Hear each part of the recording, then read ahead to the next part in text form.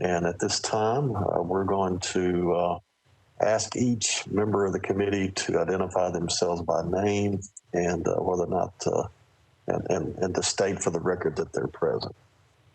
So I'm gonna just go down the roll call sheet and start with Ms. Stokes. Are you present? Carrie Stokes, present. Thank you, ma'am. Mr. Dale. Roy Dale, present. Thank you, sir. Welcome. Ms. Maddox. Anna Maddox, present. All right, Ms. Maddox is present. Ms. Ronette Adams Taylor. Ronette Adams Taylor, present. All right, great. Okay. Everyone's here present. Welcome back, everyone. Appreciate your patience this morning as we cope with the current technological process that we need to go through to make sure these meetings are going to work well. So I'd like to, at this time, let the public know that if you want to participate today and you'd like to call in on a particular case, you'll call 629-255-1919, 629-255-1919. I assume that we might also have an opportunity to show up live at a kiosk at the Sunny West Center. Is that true, Ms. Gilbert? This is Penny Gilbert. Yes, that is correct. We have Mr. Minshew at the kiosk. Okay, so if anyone would like to show up live, you're welcome to do that as well. All right, so at this time, I'd like to recognize Ms. Costonis to remind us of the telephonic meeting policy that the governor's executive order has established. Ms. Costonis. Yes, sir. So the current governor's executive order that applies to this is Governor's Executive Order 65, and it provides that boards and commissions of local governments may meet virtually during the COVID-19 pandemic. So it creates an exception for that to the Tennessee Open Meetings Act. And it requires you to make a motion at the beginning of your meeting, which I will state for you shortly. But it has a few additional requirements that I see we're already observing, which includes roll call votes, identifying yourself when you speak, identifying if there are any other persons present in the room with you from where you're remoting in from. And I think that those are the main ones. But the wording of the motion is that the business of the Stormwater Management Committee is essential business of the Metropolitan government, and that it is necessary for the committee to meet electronically in order to protect the health and welfare of the public in light of the COVID-19 pandemic.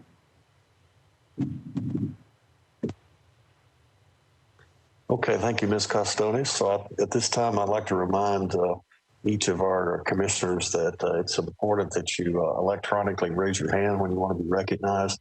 If you'd be patient with me because of the way the list of names appears on my screen, I have to kind of constantly scroll up and down to make sure I can see a hand raised that might be off screen. So just be patient with me while I do that. So I'd like to recognize one of the members of the commission to make a motion to adopt this telephonic meeting. And I can coach you through the motion if you didn't get all of Ms. Costonis's recommendations there.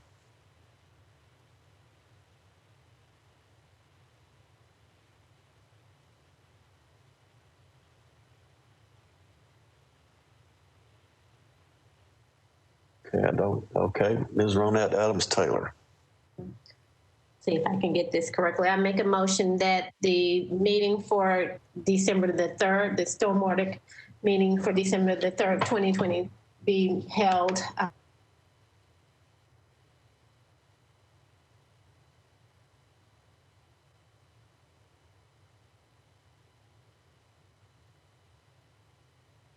Okay, I think we lost Ms. Ronette Adams Taylor. All right. Ms. Maddox, thank you. You're recognized. I'll make a motion to, and I may need your help with this, to approve the executive order number 65 to meet virtually today, December 3rd, 2020, in light of the COVID virus to protect the health, safety, and welfare of the public. All right. Ms. Costonis, did that work? Yep. All right. We have a motion that's been properly phrased to adopt the telephonic meeting. Is there a second? Ms. Stokes, you recognize. I second the motion. All right. Ms. Stokes has seconded the motion. So we have a motion that has been made and properly seconded. Is there any discussion on the motion? Seeing none, all those in favor by roll call vote, say aye as I call your name. Ms. Stokes. Aye. All right. Mr. Dale. Ms. Stokes votes aye. Mr. Dale. Aye. All right. Mr. Dale votes aye. Ms. Maddox. Aye. Ms. Maddox votes aye. Ms. Adams Taylor. Aye. All right. And I vote aye as chair. So we have a unanimous vote on the adoption to accept the telephonic meeting. All right. Thank you very much. Okay. Our next item of business is to review the 2020 minutes and decision letters of October 1st of our last meeting. We did not meet in November due to a pandemic lack of quorum. And so I want to give everyone a chance to review those. We're technically supposed to just take a minute or two to make sure everyone has had a chance to review the minutes and decision letters. I know these were sent out to everyone ahead of time, but part of that process should be occurring during this active hearing. So does anyone need any additional time at this moment to review the minutes and decision letters? And we'll also entertain any edits to the minutes or decision letters that may be warranted at this time. And I have one myself.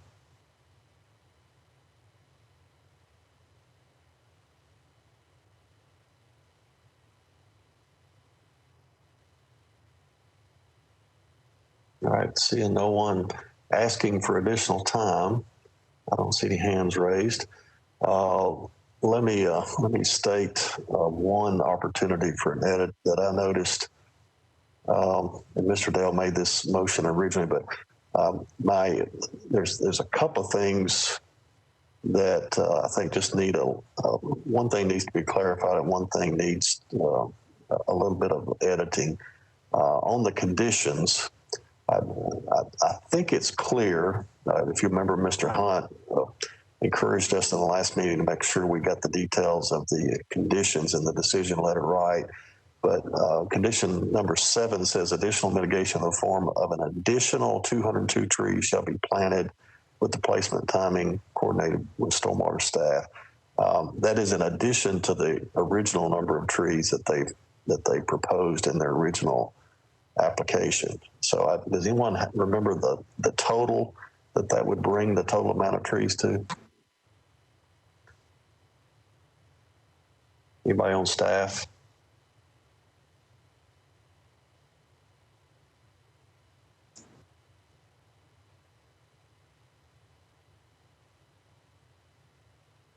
Rebecca or Mr. Mishu, do you want to comment on that? I did not know the original number. I'm sorry, this is Rebecca Doan. I did not know the original number of trees. Okay. Is Ms. Costonis, is it okay to note that we understand that this is in addition to the trees that were originally proposed and that staff can go back and ensure that the entire number is recorded properly and followed through? I think that would need to be part of a motion. Okay. All right. So if someone would make sure that that's covered in the motion to adopt the minutes and decision letters, that would be great. And we are seeking to try to do this all in one motion, if you don't mind as well. The other change that I think we need is there were 2 motions that approved this this variance. The first was a motion made by Ms. Ronette Adams Taylor to accept the variance proposal as presented with the addition of the 202 trees. And then Mr. Dale seconded that motion. And then we had some discussion, and then Mr. Dale offered an additional motion which covered conditions 3 through 9 that would amend the original motion. And then we voted on the amendment, and then the full committee voted on the second motion. So if you'll look on page 6 of the minutes, the paragraph just above item number 1 at the bottom of the page, it only references one motion. And so I think it's important that we capture both of those motions for the record, just to make sure we got an accurate summary of that parliamentary procedure. Has anybody got any questions about that? I'll be happy to make that motion, which I don't normally like to do, but just for efficiency to kind of move things along, I'll be happy to make this motion. Does anyone have any additional edits or corrections that they would like to add before I attempt to do that?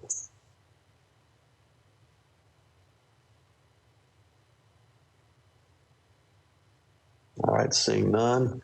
Okay, I'm gonna move that we accept the minutes and decision letter as presented today, with two references. One, that staff will work with the applicant to identify the total number of trees that were approved for this variance. The 202 trees were in addition to the original mitigation plan that the applicant presented. And then second, that the minutes be amended to address the fact that Ms. Ronette Adams Taylor made a motion to accept the variance proposal with an addition of 202 trees. Mr. Roydell seconded. Then there was committee discussion on additional items that were brought up by staff. And then Mr. Roydell made a motion regarding conditions 3 through 9. And then Ms. Ronette Adams Taylor seconded that motion. The full committee passed the amendment to the original motion unanimously. And then the full committee voted on the original motion as amended and passed that unanimously, representing conditions 1 through 9 in its totality as presented here today. So that's my motion. Does anyone have a second? All right, Ms. Ronette Adams Taylor. I second. All right, motion's been made and properly seconded. Is there any discussion on the motion? As with these two amendments to the decision letter and minutes. All right, seeing none, let's do a roll call vote. I'll start by identifying each of you by name, as we did before. Ms. Carrie Stokes. Aye. All right, Ms. Carrie Stokes votes aye. Mr. Roydell. Aye. All right, Mr. Roydell votes aye. Ms. Maddox. I'll abstain since I wasn't there for the whole meeting. Okay, got one abstention from Ms. Maddox. Ms. Ronette Adams Taylor. Aye. All right, Ms. Ronette Adams Taylor votes aye, and I vote aye. So that's 4-4, one abstention. Approval of minutes and decision letters as amended and edited has passed with 4 votes and 1 abstention. Okay. Sorry, I'm having to scroll up and down the run-up show. So our next item of business is to take on the matter of our first case. So I'm going to ask Mr. Bowman to read our opening statements. I want to ask the applicant related to 365 White Ridge Road to be prepared to introduce any co-presenters to let us know, since we can't see you sitting at a table like normally in an open public hearing room, ask you to let us know what resource people you brought to help the committee review your proposal that might answer technical questions or other relevant questions regarding the variance. So Mr. Bowman, you recognize. Good morning. This is Logan Bowman with Metro Water Development Services. I am alone currently. The opening statement to the applicant. If you are not satisfied with the decision made by the Stormwater Management Committee, you may appeal the decision by filing for a writ of certiorari with the Davidson County Chancery or Circuit Court. Your appeal must be filed within 60 days of the date of the committee's decision. You're advised to seek the independent advice of legal counsel to ensure that your appeal is filed in a timely manner and that all procedural requirements have been satisfied. All right, thank you, Mr. Bowman. Okay, Mr. Mishu, would you like to present the opening statement that describes the summary of 365 White Bridge Road? We'll ask the primary presenter for that application to be prepared to speak when you're recognized. Mr. Mishu. Thank you, Chairman. Steve Mishu with Development Services. Case number 1 is 202-000015, 365 White Bridge Road. The inspector is Lee Nelson. It's Council District 20, Mary Carolyn Roberts. The parcel number is 09114-015100, and the applicant's request is for the following: stream buffer disturbance for pavement and STMs in the buffer, which are pervious pavement. The appellant is Octane Partners, LLC, being represented by David Abbey of DMC. Stormwater staff has no comments. Codes has no comments. Planning, site is zone CS, I'm sorry, defer to Stormwater for review, and Greenway has no comments as well. Thank you, sir. Thank you, Mr. Mishu. All right, so I'd like to invite the applicant and your co-presenters, any resource professionals that you may have with you to speak at this time. You have a maximum of 10 minutes. I'm sure someone on staff will be tracking the clock. I'll also have a clock running as well. And then I'll give you a 2-minute and 1-minute warning if you get too close to the end there, so that we can observe this. And so at this time, if you would state your name and introduce the names of any guest speakers or co-presenters that you may have with you today. Your recognized applicant.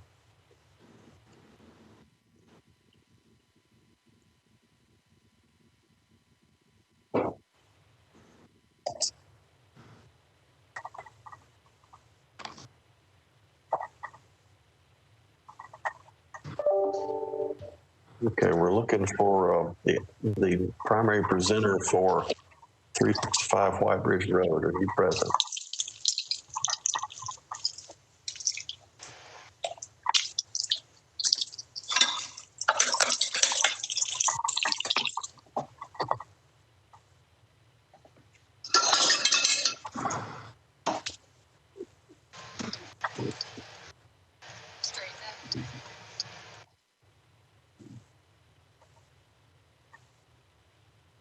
Okay, all right.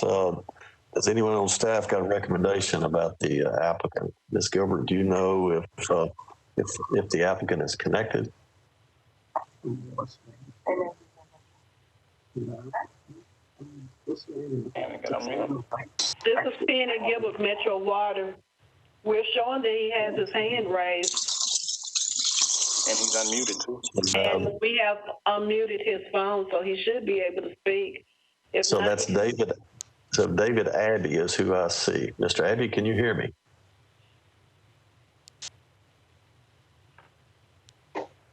if he's having an issue and can shoot me an email, we can see what we can work on. All right, Mr. Abbey, I'm going to wait another minute or two, and then we're going to go to the next case. So I appreciate you being here, but we're not going to be able to pause too much longer.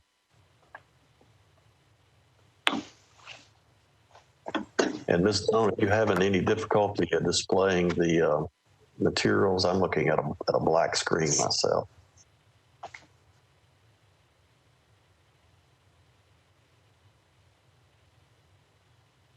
There we go. Mr. Chairman. All right. Yes, sir. Mr. Mishu. I wonder if he is listed as an attendee and not a panelist. He is. He's going to need to. Looks like he's going to need to log out and come back in as a panelist. He's listed as an attendee on my list. Okay, he just messaged me saying he's trying on the phone. Okay, and I noticed he just logged out. So as an attendee. This is Anna. I see him now listed as a panelist. All right, Mr. Abbey, your mic is on, but I don't see a mic symbol by your name, so that's not a good sign. Who was that just spoke? Hello? Is that David? Hello? David? Can you hear me? We hear you. Oh, wow. We had some technical difficulties here. Sorry about that. Okay. All right, Mr. Abbey, did you hear my recommendation about how you should proceed? Certainly did. Yeah. And this is Ken Knuckles. David Abbey is with me in our office with Development Management Group. And Mike McGuff of Octane Partners is also on the call. All right. Can you hear me? Yes, sir, we do. You can proceed. Okay, thank you. Octane Partners is proposing to redevelop this property at 365 White Bridge Road. It was a former Shoney's. And part of that is we're going to demolish the building and we're going to demolish the parking lot. So basically, taking everything down and coming back with a new building for 7-Eleven, fuel canopies and parking lot. The existing building area is a little over 5,900 square feet. Proposed building area is at 4,650, which is a reduction in that footprint of about 1,300 square feet. What our request regards specifically is our ability to hold the parking spaces or leave parking spaces within that buffer along the stream south of the property. The existing impervious area there is, I believe, around 3,900 square feet. And what we're proposing is to come back in there with about 2,100 square feet of pervious pavement. We're also creating an additional width on the buffer along the south property line, which is currently at roughly 3 feet. And we're proposing that to be about 9.5 feet. So we're increasing that green area. We're also proposing to meet the requirements, 3 trees and then a large number of shrubs to help vegetate that area. The pervious pavement area within the 30-foot buffer, as I said, is about 2,100 square feet. In order to get full credit for that as part of our mitigation plan, we're also proposing to take the parking spaces adjacent to the building to make those pervious pavers as well. So we are improving the site significantly with regard to green area from what's there today, smaller building, all of that. And the parking spaces we're proposing within the south, within the buffer, I think are, what is it, 1, 2, 3, 4, 5, 6, 7, about 13 spaces. Those spaces are necessary not only to meet 7-Eleven's requirements, but it also is required for Metro standards in order for us to meet their parking ordinance. So those parking spaces are necessary. So we're just asking for the ability to just replace those parks within the buffer.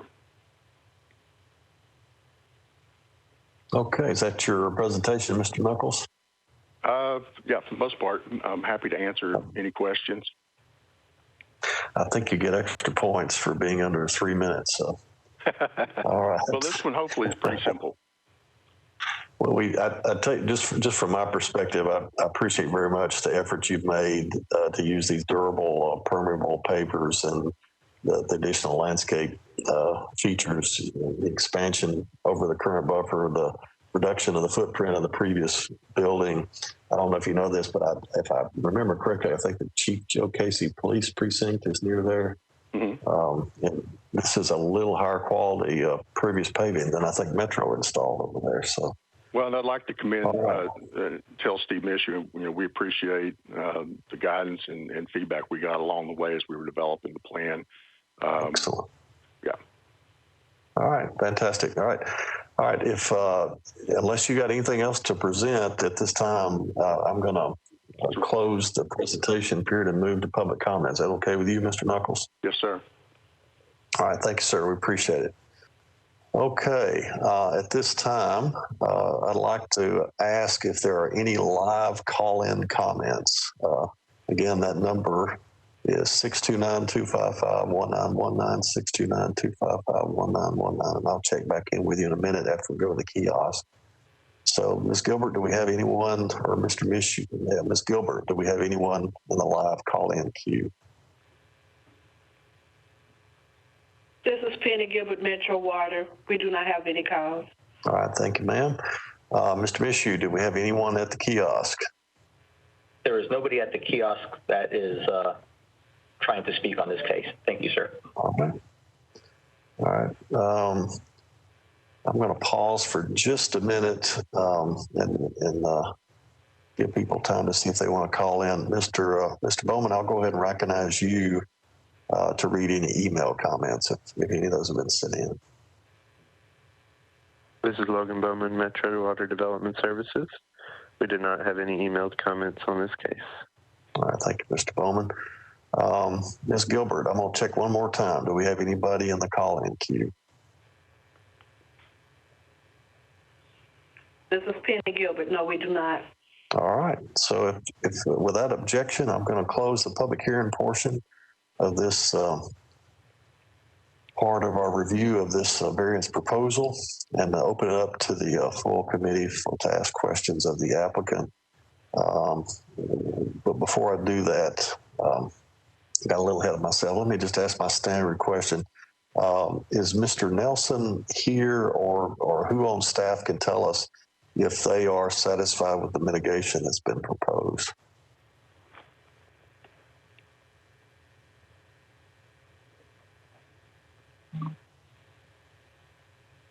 Well, I think you put us in an interesting spot. I don't know. We usually don't really comment too much on whether we support a case or not. But we made some suggestions to their initial submittal. I think Rebecca made some tree planting requests, and I made some paving requests. I believe that they addressed both our issues that we raised for it. Okay, that's all I'm looking for. Thank you, Mr. Mishu. Mr. Dale, you're recognized. Thanks, Mr. Chairman. I think this is a good example of a site that is being retrofitted to try to attempt to meet, our current standards. I like the plan. I'm going to go ahead and make a recommendation of approval as submitted. All right, we have a motion that's been made by Mr. Roy Dale that we approve as submitted. Is there a second? Ms. Ronette Adams Taylor. A second. All right, motion has been made by Mr. Dale and seconded by Ms. Ronette Adams Taylor. Mr. Knuckles, you still got your hand raised. Do you want to say anything at this time? Oh, no, sir. No. Okay. We're good. All right. So we got a motion. It's been made and properly seconded. Ms. Maddox, do you have any discussion you want to add to the motion that's been seconded? Yes, I would just like the applicant to clarify what their mitigation is and what was required or versus what was required to meet their stormwater. Okay, I'm gonna let David Abbey answer that question. Hold on. Thank you, Ms. Maddox. This is David Abbey with Development Management. Anna, to address that, the additional pervious pavers that we have down there that are currently in the buffer serving as the part of the required parking is actually in addition to what is required to meet the actual stormwater ordinance.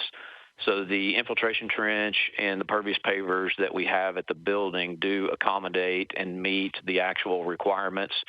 We're utilizing those parking spaces as additional mitigation to obviously decrease the runoff even more than what is currently required by Metro requirements. And as a part of that, like I said, as Ken noted, we have moved those spaces further back about 6.5 feet into the site. And then also, we removed a couple of spaces there just adjacent to where those pervious pavers are as well, increasing the green space kind of there just barely off the site, because those two additional spaces were actually a part of the Shoney's parking, which happened to actually be just off site as well. All right, Ms. Maddox, are you happy I am satisfied. with that? All right, thank you, ma'am. Appreciate that.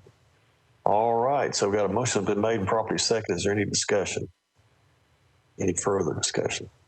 All right, seeing none, we'll proceed to a roll call vote. All right, I'm going to start with Ms. Stokes. How do you vote? In favor. Ms. Stokes votes aye. Mr. Dale? Aye. Mr. Dale votes aye. Ms. Maddox? Aye. All right, Ms. Maddox votes aye. Ms. Adams-Taylor? Aye. Ms. Adams-Taylor votes aye. The chair votes aye. Motion passes unanimously. Thank you, gentlemen. This is the kind of sponginess that we like to see in these prior developed areas, and in more naturalized sites, we traditionally are not inclined to promote any kind of intrusion into these buffers that's not thoroughly mitigated, but given the developed circumstances and the efforts you've made to make this site spongier, and to back off of previous intrusions in the buffer, we appreciate it very much. Absolutely, and thank you everyone for your time. Thank you, sir. All right. So at this time, we're ready to proceed to the next case at Air Park Commerce Drive. I want to remind the applicant to make sure that you are listed as a panelist and not as a participant. Ask you to be prepared to present for a maximum of 10 minutes to introduce all of your guest speakers and resource professionals who might answer questions about your proposal. So we're going to go through some procedural steps before we recognize you. So at this time, I'll ask Mr. Mishu to introduce the variance proposal. Thank you, Chairman. Item number 2 is 202-00016, Air Park Commerce Drive at 0 Unit Recreation Road. The inspector is Donald Irves, and it's Council District 29, Council Member Delishia Porterfield. The parcel number is 121-000-26700. The applicant's request is the following: stream buffer disturbance / removal and stream disturbance / removal. The appellant is Sean Wood, being represented by Joe Haddix of Civil Site Design Group. Stormwater staff comments are as follows: staff does not support filling or rerouting a stream for construction of the building. It is recommended to redesign the site to better preserve the stream and its associated buffers. Codes had no comments. Planning, the site is zoned IWD. They defer to stormwater for review. Greenways also provided no comments. And this one's a little bit interesting, Mr. Chairman. Staff didn't really believe that there was a hardship for this one to go before the committee. And we just want to bring that to your attention to see if you want to hear the case or whether, you know, they absolutely need a hardship for you to hear the case. And obviously the appellant, they disagree that they don't have a hardship. So just a FYI on that. Okay, so we'll give them our normal kind of perspective about hardship in just a minute. I'm assuming, Ms. Costonis, feel free to correct me if I'm wrong. I'm assuming because they're here as an applicant, we have a due process to go through as normal. So I expect they at least have the right to a presentation. Is that fair, Ms. Costonis? Yes, I agree with that statement, Mr. Chairman. I believe that the determination of whether there is a hardship is a determination for the committee to make. Okay, thank you, ma'am. All right, thank you, Mr. Mishu. I really do appreciate you making that clear. It's important that the committee understand the communication between staff and the applicant. But I think it's fair to say that the committee certainly supports the due process as well as staff. And we just like to get everything out on the table and make it transparent. All right, so at this time, The applicant is recognized for a maximum of 10 minutes. I'm sure someone will be keeping a clock. I'll keep a clock.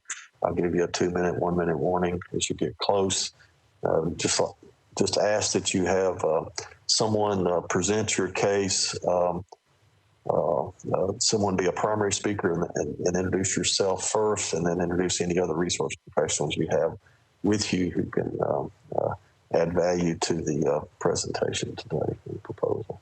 All right, you are recognized. Applicant. Mr. Chairman, this is Kevin Gangware from Civil Site Design Group. Can you hear me okay? Yes, sir, we sure can, Mr. Gangware. Welcome back. Thank you. So Joe Haddix is he's one of my business partners. He's the engineer on record on this. He is traveling today, so I'm sitting in instead. Also, he is listening as an attendee, by the way. Also listening as an attendee is our client for the project and the environmental consultant, Sam Parrish with BDY. They're all listening as attendees. So we're in front of you today for a project for a large distribution warehouse facility on this property. The screen in front of you shows a combination of both streams and wet weather conveyances. It might be a little bit confusing to the presentation. I wonder, Rebecca, if we can go to the further plans that were in the package. Okay, so the plan in front of you shows, outlined in red, the stream that is on the property that we're asking to have a variance for. The properties that we're working with is about 33 acres, and our client is proposing to develop a building to meet a demand in Nashville. And these are very large distribution facility buildings that they are looking to build. This building is 676,000 square feet, so very, very large footprint. In addition to the large footprint, it also needs truck bays on both sides of the building, and then also parking. So it ends up being an extremely large flat footprint that we need for this project. So I understand 33 acres is a lot of land, and seems like maybe we're just building too much on the property. I think that was staff's original kind of thought, was what's a hardship? We're putting too much on the property. But the hardship in this case is that we've got a 33-acre piece of property, and we're needing to build a nearly 700,000 square foot footprint building plus truck bays and parking. And so you need all 33 acres in order to do a project that large. And the stream being in its location through nearly the middle of the site is what is causing our hardship. It's not a lot different than having a very small stream through a half-acre site or a 1-acre site, and you want to build a house on it. You have the same hardship. It's a small site. You want to put a building on it, and the stream and the buffer in a location that allows you to not be able to use that property for the intended desired use. So that's where our hardship request is coming from. In addition, the stream, the makeup of the stream, according to BDY, Sam Parrish, BDY environmental consultant, is this is an extremely low quality stream in that it's not very well defined at all. It has a considerable amount of pollution, upstream silt that has literally destroyed the stream over the years. So it's they really had a hard time deciding whether it should be a stream or a wet weather conveyance because of its low quality. So if this was a high quality stream, I believe we would not have come in front of you with this presentation. The fact that it's extremely low quality and nearly not even considered a stream by an environmental consultant is what gave us a little bit of, I guess, standing that maybe we would get a variance or something like this. So, so that is our hardship. That is our request. The mitigation that we're proposing on this is two pieces. One, the existing stream that this thing ties into, creek, part of it has FEMA flood study on it, and you can see that on the upper part, or the right side of that stream across the top of the page. That is a FEMA determination. As you go upstream to the left on that mainstream, the FEMA determination ceases. However, there is an existing sewer force main that runs along the east side of the stream, or the project side of the stream, and that force main has basically removed nearly all vegetation, or at least canopy trees. So as part of the mitigation, we're proposing to replace canopy trees for a distance of about 1,500 linear feet of that existing stream with new canopy trees. So that's one piece of mitigation, and the cost of that is somewhere in the $50,000 to $75,000 range to add those trees. The other piece of mitigation, which I think is much more impactful, is that in order to do this stream through the core and TDEC, we will pay into a stream bank that would then make improvements to other streams that do need and can use improvements to them in the same basin. So BUI has identified a stream bank that we would be able to pay into and make improvements to other streams in the basin.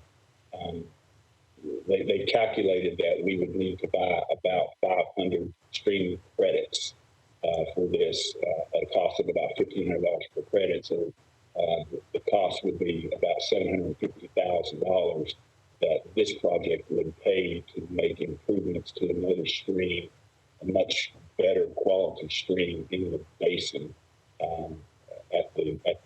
for sake of taking this low quality stream out. So again, there's our hardship, there's our request. Our client is trying to meet the demand that Nashville has for large scale distribution facilities. As you know, Amazon and others are becoming kind of main tenants in the Middle Tennessee area. Lots of warehouse distribution facilities in the surrounding communities and counties. Not as many here in Nashville, and we're trying to help Nashville increase the tax base by adding some of these larger developments in Nashville as opposed to Wilson and Sumner and Rutherford counties. So I'm here for answer any questions. Thank you so much for your consideration to this request. Thank you, Mr. Gangware. That was very thorough, very efficient, and I think you answered a lot of my questions just in the quality of your presentation. Appreciate that very much. All right, so at this time, without objection, I'm going to turn to the public hearing portion of our discussion. I'm going to ask Mr. Mishu, or excuse me, I'm going to ask Ms. Gilbert if we have any live call-in comments. I'll remind the public, the live call-in number is 629-255-1919. That's on the screen right now. So, Ms. Gilbert, do we have anyone who might have called in? This is Penny Gilbert with Metro Water. We do not have any call in. All right, thank you, ma'am. I will come back to you in just a minute, since we always give everyone a chance to kind of reply in real time. Mr. Mishu, do we have anyone at the kiosk at the Sunny West Conference Center? Hello, Mr. Chairman. Actually, we have two people here, but they were just listening and they're requesting not to speak at this time, but I appreciate it. Thank you. All right, Mr. Mishu, are they there as generalist participants, or are they there because of this specific case? They are here as they own or they have property adjacent to this. Okay. All right. Thank you for that context, Mr. Mishu. All right, Mr. Bowman, and then Ms. Gilbert, I'll come back to you after Ms. Bowman to see if we have any callers that are in the queue. Mr. Bowman, do we have any email comments to be read? There were no email comments on this case, Mr. Chairman. All right, thank you, Mr. Bowman. All right, Ms. Gilbert, do we have anyone in the queue before we close out the public hearing?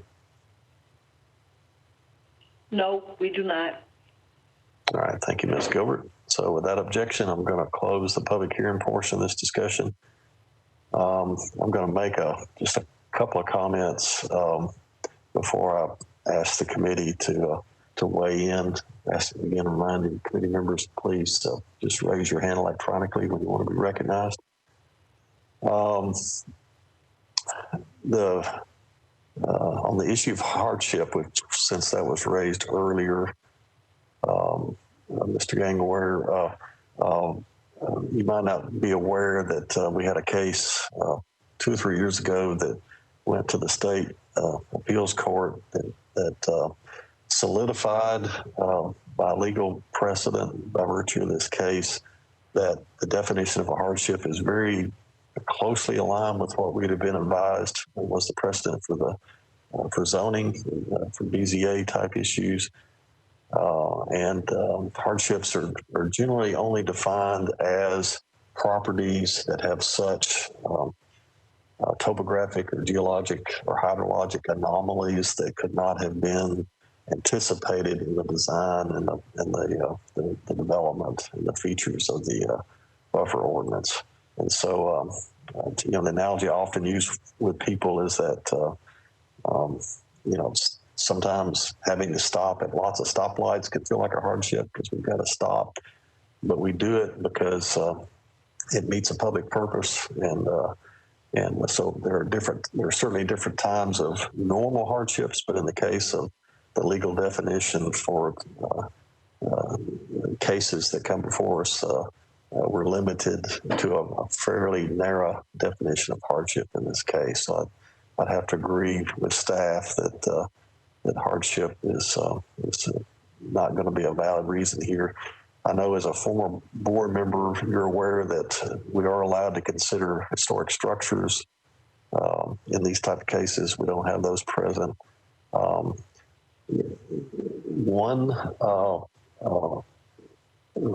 normal approach that the committee has taken in the past is to utilize mitigation in the absence of a hardship, and in cases where there have been minor or minimal intrusions into the buffer. Typically, we don't approve complete destruction of buffers. Your point that you made about the low quality stream is well taken. The challenge we have is in the case of a low quality stream or even a low quality wetland is that they exist that way because of generally how they've been treated historically. You mentioned like pollution that was coming into the stream.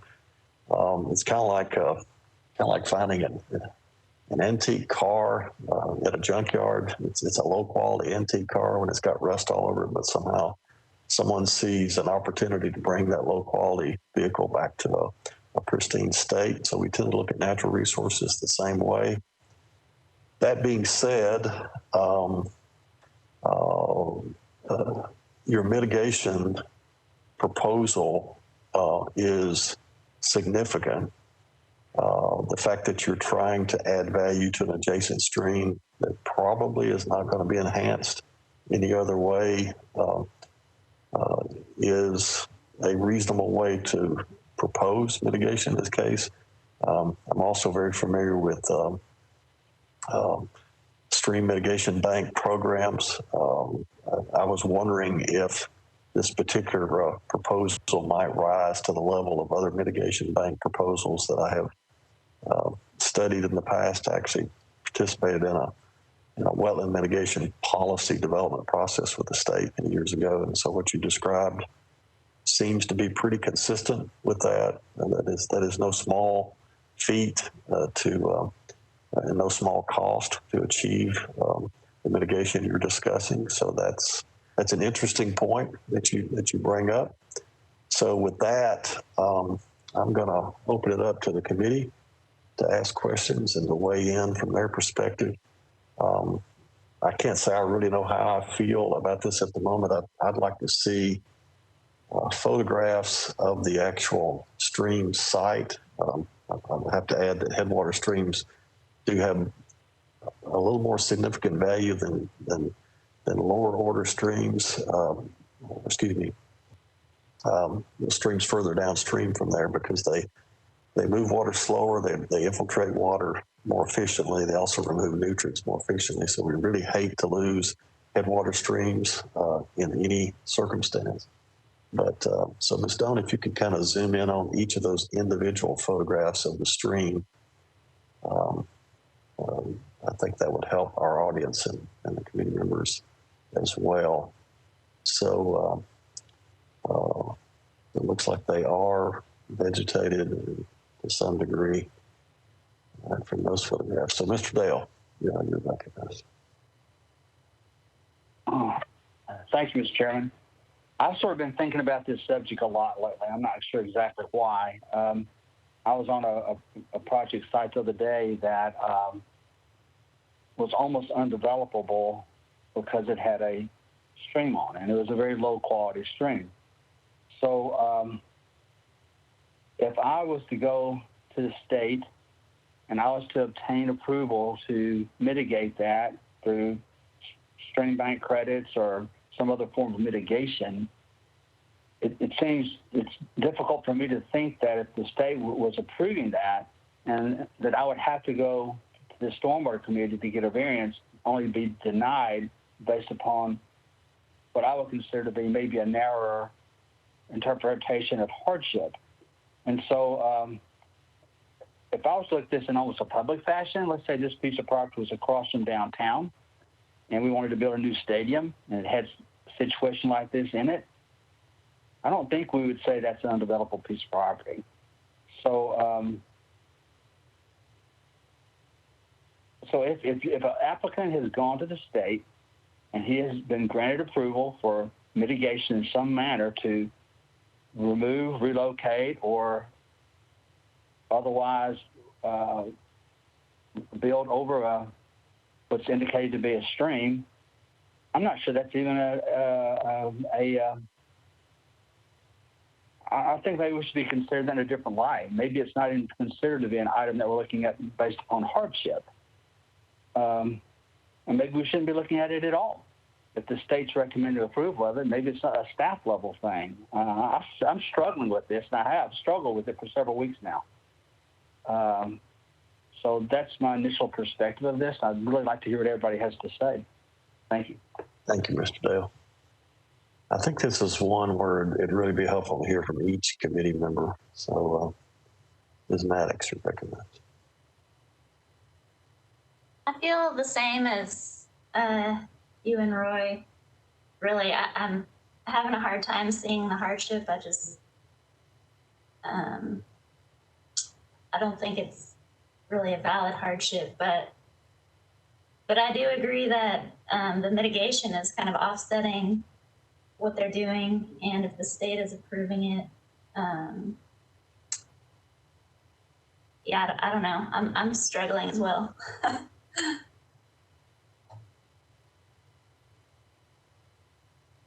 Ms. Stokes. So just to confirm, is that the state has approved? Is that the case? Do you have that in writing, Mr. Gangware? Right. Just to be clear, I'm glad that she asked that. I was going to pop that in. Based on communications and conversations between our environmental consultants and KeyDeck, we believe that this is a candidate for it. We have not submitted and do not have approval at this time from the state. So, I mean, I guess based with that information, I certainly follow Mr. Dale's train of thought, but I wouldn't want the committee to kind of jump out before having gone through that state process and approval. So then I'm kind of left with the original topic of, is there a hardship? And at this point, I don't believe there is. Okay. Ms. Ronette Adams-Taylor, do you want to? Yeah, I think I'm just seconding everyone that's on the board's previous discussion, based on, the definitions of what the definition of a hardship and what has been drilled in our head and what we've told other applicants. I don't see the hardship here. But if the state is, I think we need to wait. In my opinion, if we're going to move forward, we need to really, if this is going to be something that the state approves, right, we need to get that in writing before we make a decision. Okay. So, Mr. Dale, you recognize? Yeah, I'd like to have some legal input on this. I think everybody agrees if you were to come here without having all these approvals from the state, then you're asking for relief purely based upon hardship. That's it, not taking anything else into consideration. So if an applicant comes to here with extreme measures of mitigation, working through Metro or through the state, does that allow us to make a recommendation of approval for a variance? Does that in itself waive the narrow definition of hardship? So I guess that's my question to our legal assistant. Thank you. Ms. Costonis. So I hope I understand the question correctly. I'm definitely going to try to adjust it as best I can. I'm not sure I completely understand what exactly it is that the applicant is seeking the state approval for. Is someone able to clarify that for me a little bit? Mr. Gangware.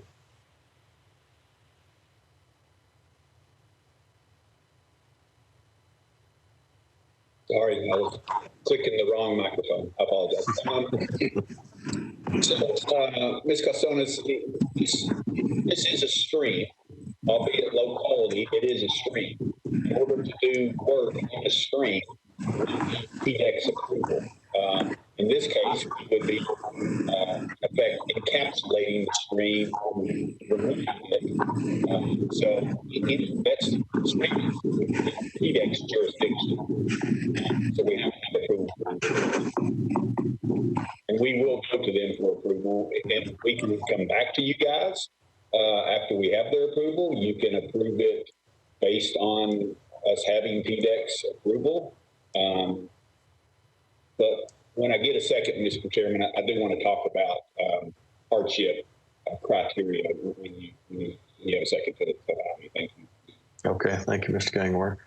Yeah, I guess, my reaction is, I've been on this committee since December of 2009, been appointed since December 2009, and it's been fairly routine for us to ask applicants to come to these hearings with written authority from both the state and the federal government. I'm assuming you might also have a 401 water quality certification requirement from the Corps.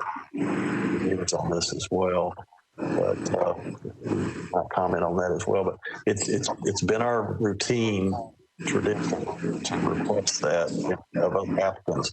My other concern here is the scale. This stream is towards the upper end of this track. That leaves quite a bit of developable potential for the lower portion of this track.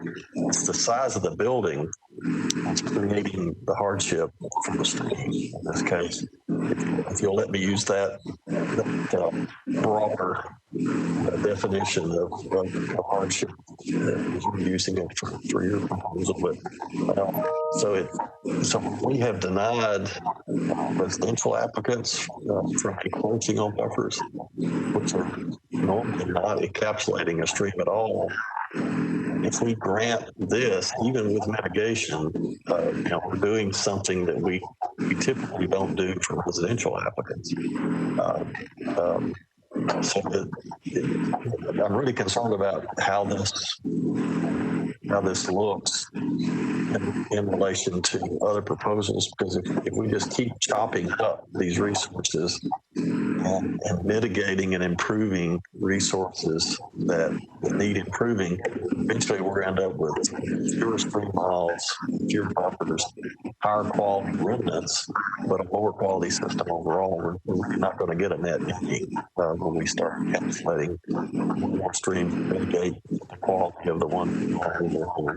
So that's my main concern right now. If you leave here today without our approval, there won't be any guarantee. Even if we ask you to come back and get that state and federal approval in writing, that's not a guarantee that we'll approve it when you come back. So I want to make sure you understand that as well. But I'm inclined to go back to you, Mr. Gangware, on the issue of hardship, since you requested that. So if you'd like to speak to that. And if you want to speak to anything I just said, that's fine as well, particularly. I think, having served on the committee and having been in front of this committee, for many, many years, first of all, let me say, I think the reason we have not gone formally to the state is because we weren't even sure if staff was going to, at the beginning, that they didn't even want to let us submit because they didn't feel like we had a hardship. And we agree with Ms. Costonis' direction that hardships are determined by the committee, not the staff. We weren't even sure if we were going to get in front of you. So I think that was our hesitation to go on to the state. Back to the hardship, I just want to, I believe the definition of hardship and the determination of hardship is a really, really difficult gray area, very, very objective, and an extremely slippery slope. There's not a project that's been submitted to you guys that you've approved or denied that we couldn't apply that hardship definition to and say, you can do this a different way. You don't really have a hardship. I really believe that. So I would encourage you as the committee to be very flexible on what you consider a hardship and let the presentation play out. And not be the judge and jury on the hardship as much as the judge and jury on, does this project, is this a reasonable request, and is it a net plus, for the community? I just, this is not about this project. This is about all projects. Just, I really hope that if you try to be more flexible on these hardship definitions of what is a hardship, and just let it play out on its merits, and don't be the determining factor of is it a hardship or not, because that is such a gray area to begin with. So, okay, I'm down off my soapbox. Thank you. And do you want to comment on the federal potential federal decision weighing in on this as well? Well, yeah. When I say state, we're going to state and court. For these approvals. So if, again, and we understand that if we get their approval and come back to you, that it's not a guarantee that you're going to approve it. I understand that, but that was the reason for us not going there first, was because we weren't even sure that we were going to have an audience. Okay. Thank you, Mr. Gangware. Yeah, I just want to point out this hardship, this narrowing of our understanding of the hardship has really only solidified in the last couple of years.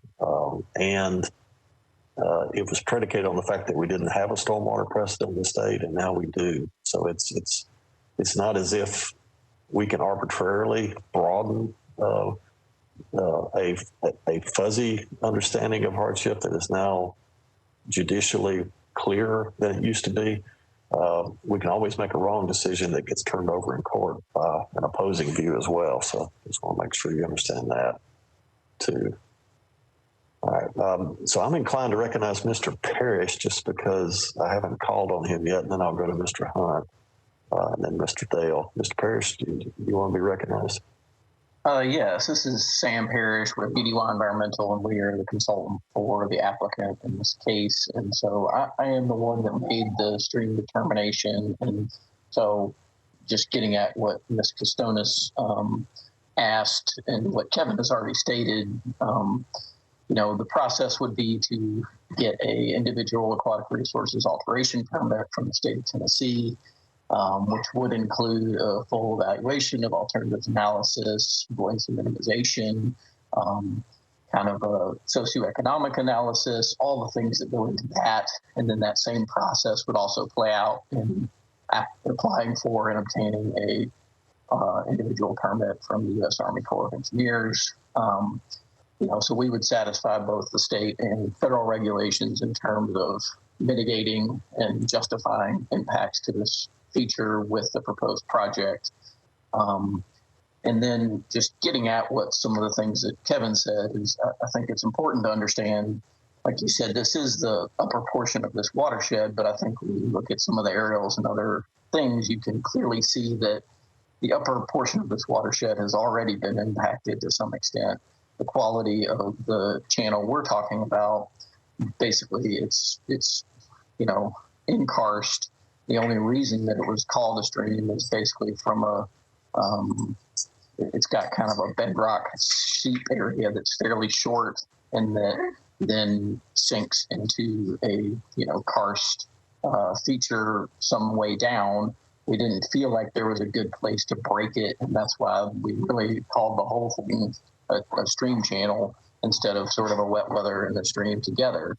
But, you also look at, if this is about buffers, this buffer is basically dominated by invasive species. I feel like the quality of the buffer in many instances is overlooked by this committee in terms of this ordinance, because it's not like you're preserving some high quality buffer with, dominated by native species. And so I think that's another important consideration in terms of this buffer discussion. And then in terms of the quality, the thing is, it has, you can see from some of these pictures, it's, what's happened is the upper part of this watershed has resulted in sedimentation in the stream. The quality is poor, it's really, not a great quality stream, which is why we felt like, if we went through the process with state and federal, paid into mitigation banks, did other on-site mitigation, that's a net gain for this watershed.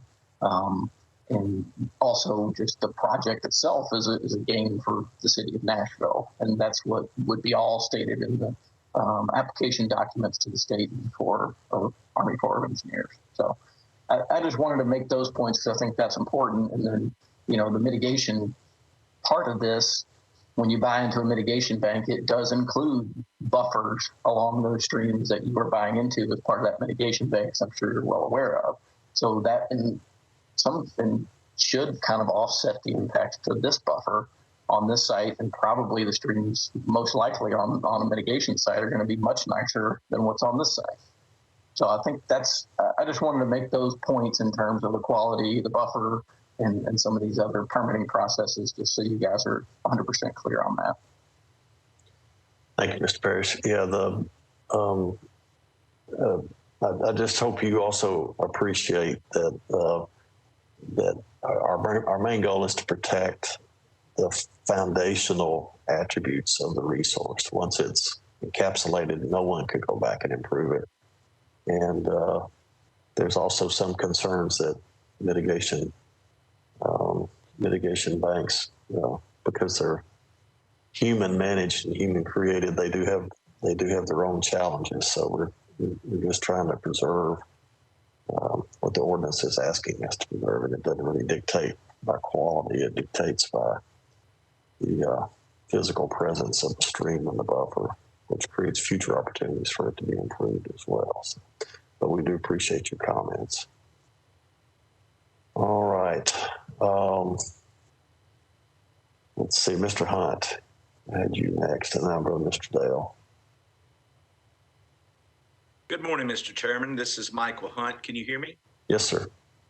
Thank you. I'll be brief. I know the agenda's long today. I wanted to just cover some historical elements of this very, very quickly, not necessarily in relation to this site, but historically. I think while the state does oversee ARAP permits to include what this site is doing, that sort of puts it back on the committee as far as the associated buffer and the disturbance of that, which obviously is going to happen when you are encapsulating, filling, whatever you're going to do to eliminate a stream. The issue at play to some degree is that as we work with the state, there are certain other aspects to the loss of headwater streams that come into play with Metro. They mentioned mitigation bank. Obviously, that's a significant fiscal expenditure. The other element to that is, and I don't remember hearing them mention, but the state obviously deals on a much wider geographic basis. So sometimes those mitigations have been in Metro, sometimes they have not. And I know in the past that has been an issue to the committee.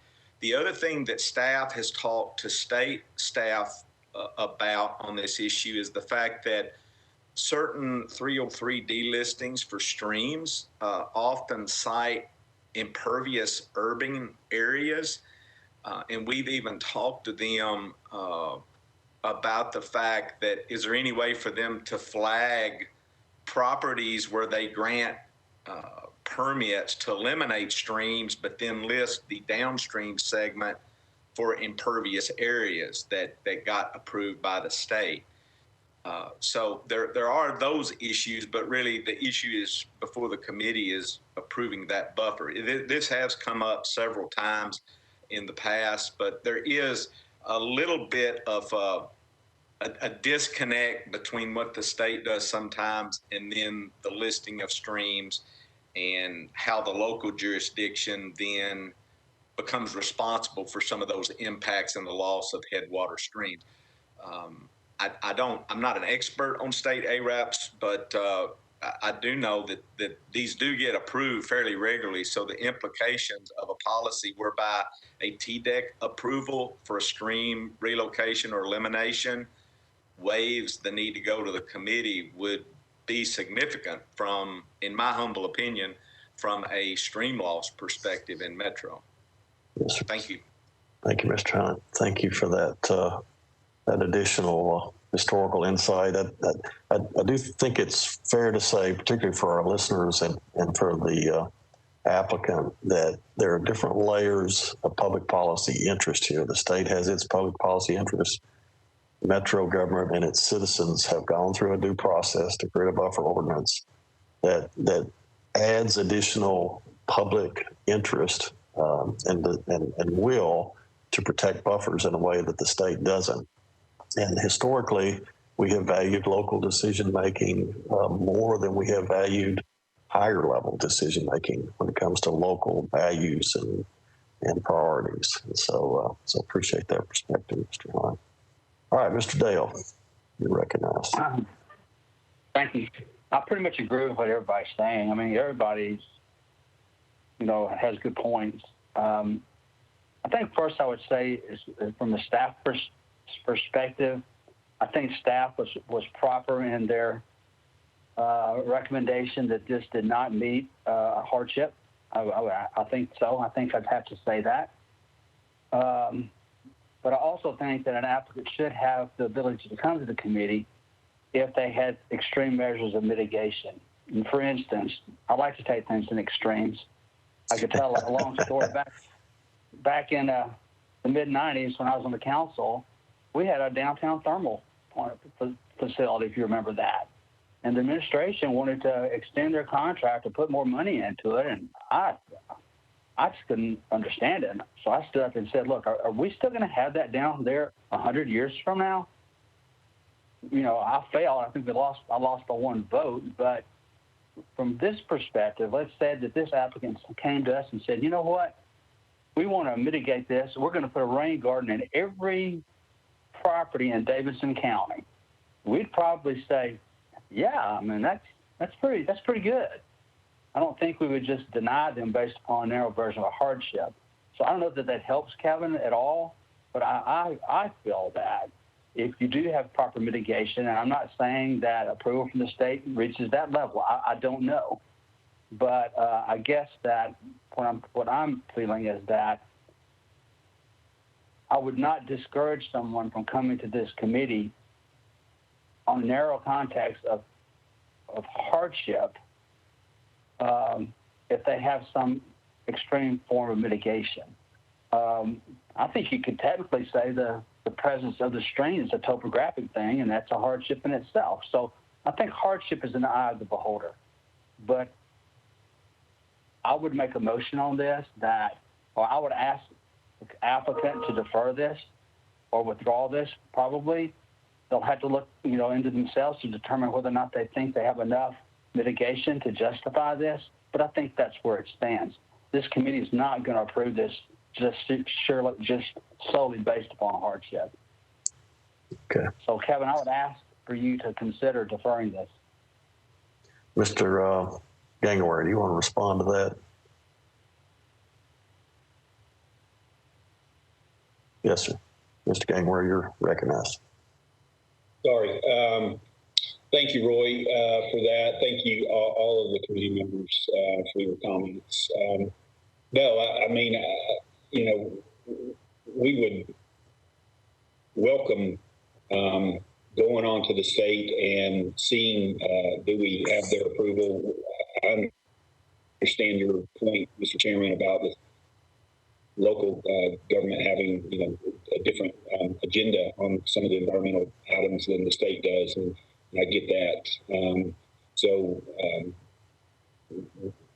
We would like to consider, if you would, deferring this thing, maybe indefinitely. Let us talk to the state and the Corps. Let's peel back the layers on this a little more.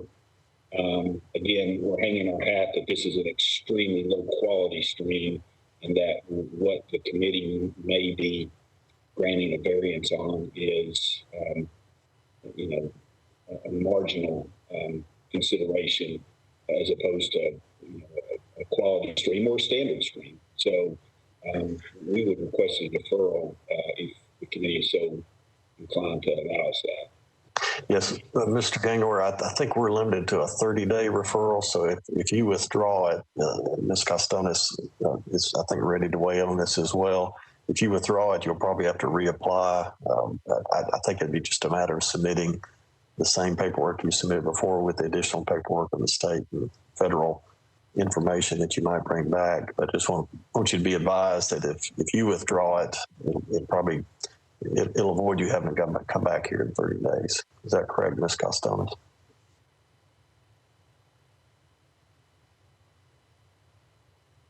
We lost you, Ms. Costonis. Sorry, I just realized I was not unmuted. I would be glad to take a look at that issue for you, but if I have your permission, I would like to maybe just add some consideration for the committee and the applicant in terms of the larger context, if I may. I'm going to take your silence as permission, I think what Mr. Hunt said about there being sort of different authority and different approval processes is exactly correct. That if the state grants the ARAP and the Corps grants, the permit that they receive an application for, that doesn't in any way relieve the Stormwater Management Committee from having to make the independent decision that it has to make on a variance where a variance is required under our code and in our stormwater management regulations. So I would say that I don't think, I also don't think that all the mitigation in the world gets you past having to make those threshold determinations as to meet those conditions prerequisite that are set out in the Stormwater Management Manual. And it is not just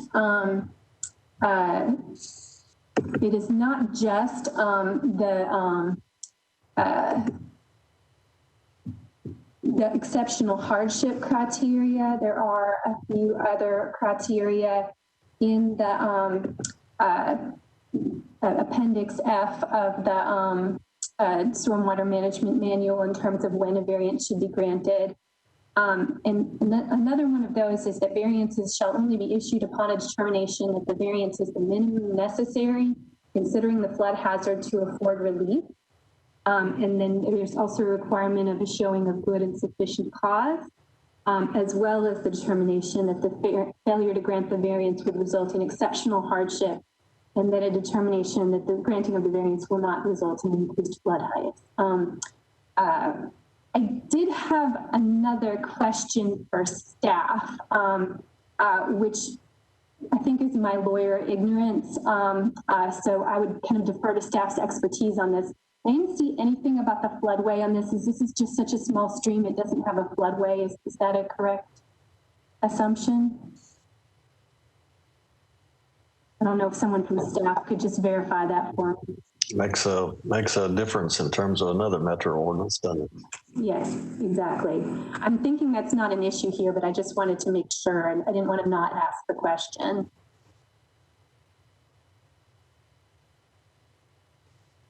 Do we have a floodway delineation here, Rebecca? This is Rebecca Doan. You can see this green line right here is where the studied portion of the stream begins, and this darker blue area is the floodway. So does that mean they have not mapped the floodway upstream of that segment? Correct. Okay. So is it fair to say Mr. Gangware may have another, I guess, criteria that needs to be addressed? No, not at all. The Metro's policy is if it's a FEMA floodway, then it's, the floodway is established. If it's not, they ask if it's 1 square mile or larger, that we do an analysis and determine the floodway and apply that. In this case, I mean, that's 100 acres. We're nowhere near. Okay. All right. Just want to make sure you get all the information that may come up later, Mr. Gangware. Yes, sir. I appreciate that. I think that answers that question. Having said that, we still do have the issues of the stream itself and the buffers. And like I said, there's the necessity for this committee to kind of do its analysis of whether a variance is appropriate to be granted is still kind of an independent requirement of any state or federal approvals. And I think the chair did a good job of summarizing the Court of Appeals case that's applicable in this context, which is the Precision Homes, Inc. versus the Metropolitan government case. It basically relies on a number of different cases, all of which the chair correctly recited are pretty much from the BZA context. But also looks to some FEMA guidance that we could look to before this committee as well, and kind of generally relies on all of this to kind of reach its holding, which is specific to that case, but does let me scroll to the right section of the decision. Oops, I'm past it. The court says, does the fact that no construction can occur on these lots without a variance constitute exceptional hardship and or good and sufficient cause? ? Under the standards discussed above, we conclude that there is nothing unusual or exceptional about Precision's property. Rather, the lots are located in Zone 1 where construction is not permitted. And Precision did not submit evidence sufficient to overcome the extreme hardship threshold necessary to justify a variance from the requirements of the Zone 1 restrictions. So basically, even in that case where the lot was almost unbuildable without a variance, the court found that the hardship criteria was not met. That is some food for thought.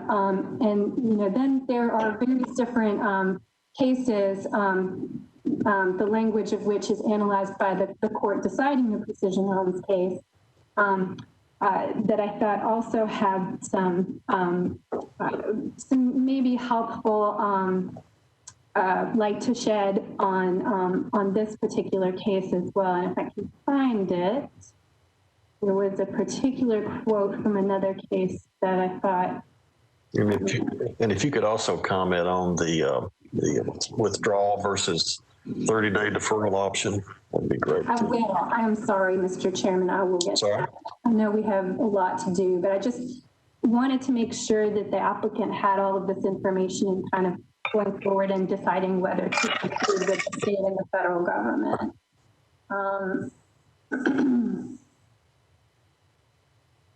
Yeah, one of our duties is to make sure that applicants understand the time risk and the additional financial risk of pursuing a proposal. Yeah, so this is the language I was looking for. This is looking at Metropolitan Historical Commission versus Colony Associates joint venture. And in that case, it says the court concluded that the inability to pursue one of a great number of alternates is not a hardship. Okay. So let me go back into the issue of the, oops, sorry, the concern about the timing of the deferral. Yes, exactly. So that is also addressed in Appendix F. It says at the conclusion of all of the evidence in all cases heard at that hearing session, the committee shall discuss the case and render decisions in executive session on that date or defer decisions for no longer than 30 days thereafter. So if we have heard all of the evidence and there's nothing left to be done other than for the committee to render a decision, then you do have that 30-day time clock ticking on you. Can he withdraw without us taking an action? Yes, I would think that he could. All right, thank you.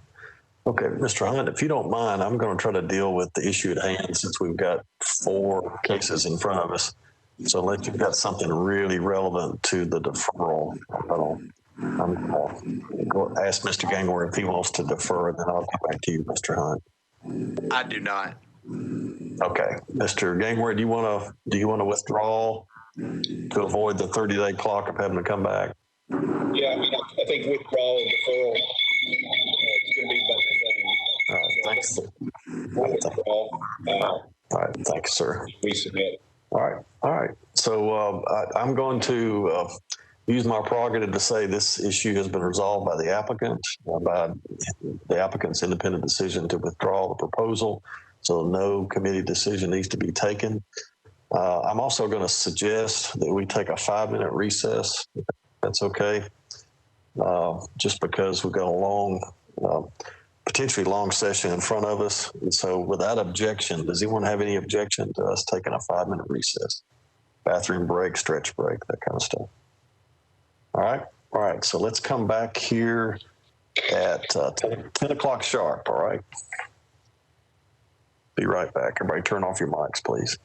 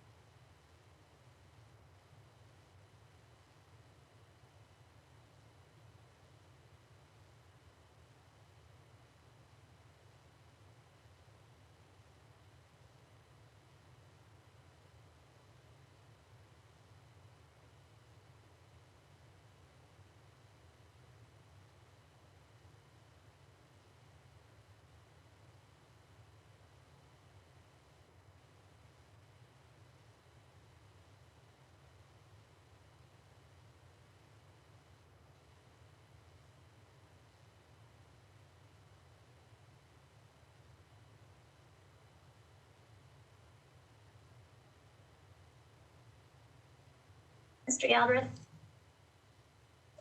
Yes, ma'am. I just wanted to give you a heads up. I'm going to have to recuse myself on this next case. I remember that. Okay.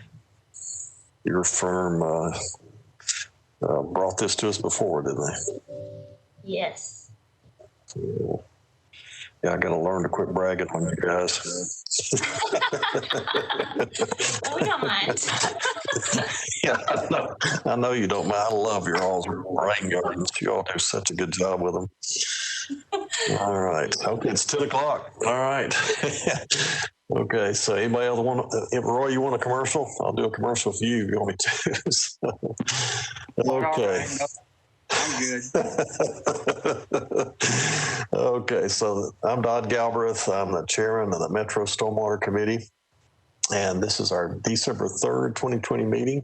So I want to call our meeting back to order and want to advise the presenter and applicant for the Gibson Creek Equalization Facility to be ready to introduce themselves, to present within 10 minutes, to introduce all of their guests, resource professionals who might help the committee understand their proposal.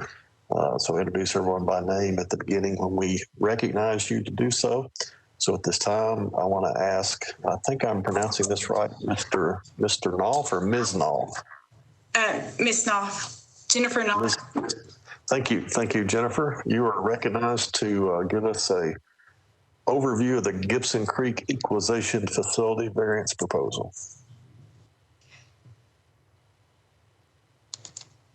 Yes, this is Jennifer Knopf. I'm with Metro Water Services Development Services. Am I supposed to read the opening statement to the applicant? Yes, ma'am. And any details concerning the general features of the variance proposal. Okay. Opening statement to applicant. If you are not satisfied with the decision made by the Stormwater Management Committee, you may appeal the decision by filing for a writ of certiorari with the Davidson County Chancery or Circuit Court. Your appeal must be filed within 60 days of the date of the committee's decision. You are advised to seek the independent advice of legal counsel to ensure that your appeal is filed in a timely manner and that all procedural requirements have been satisfied. The next case is case number 2020-00017, Gibson Creek Equalization Facility. It's located at 826 Ottawa Drive, and the APN numbers are 121-00-267-00, 052-050-178-00, and 052-050-270-000. The Council District 7, Emily Benedict. This case was previously approved under variance number 2017-00024 on February 1st, 2018 to allow the following: uncompensated fill in the floodplain, continuous mowing and maintenance of the buffers, disturbance in the buffer area, and for the decision to be valid for a period of 30 months to allow Metro Water Services time to acquire the necessary funding. This variance has expired. And that's the only reason for the proposal, is that fair to say? Yes, that's correct. Okay. All right. So at this time, I want to ask the primary presenter for the applicant to state their name, to introduce all resource professionals, ask everyone else to please mute your mics if you're not presenting. And so you are recognized at this time, applicant. Hi, my name is Sarah Hooper with Barge Cawthon and Associates. I'm representing our client, which is Clean Water Nashville. On behalf of this request, I don't believe there are any other professionals on this call with me. Thank you, Ms. Hooper. So the Gibson Creek Equalization Facility, as Jennifer mentioned, was presented to the committee back in February of 2018. and was granted the request, which included the 30-month extension period. That extension period expired this past August, which is why we are coming before the committee again with the same request, except for the extension is no longer needed. Clean Water Nashville is ready to proceed with construction of this project pending approval from the committee and permit approval. So this facility, it's part of, as I said, it's part of the Clean Water Nashville overflow abatement program that is part of the consent decree that was issued to address sanitary sewer overflows in Davidson County. This facility is planned to remediate sanitary sewer overflows from the Gibson Creek, Neely's Bend, and Berwick Trail pump stations. These flows are currently being discharged into the Cumberland River.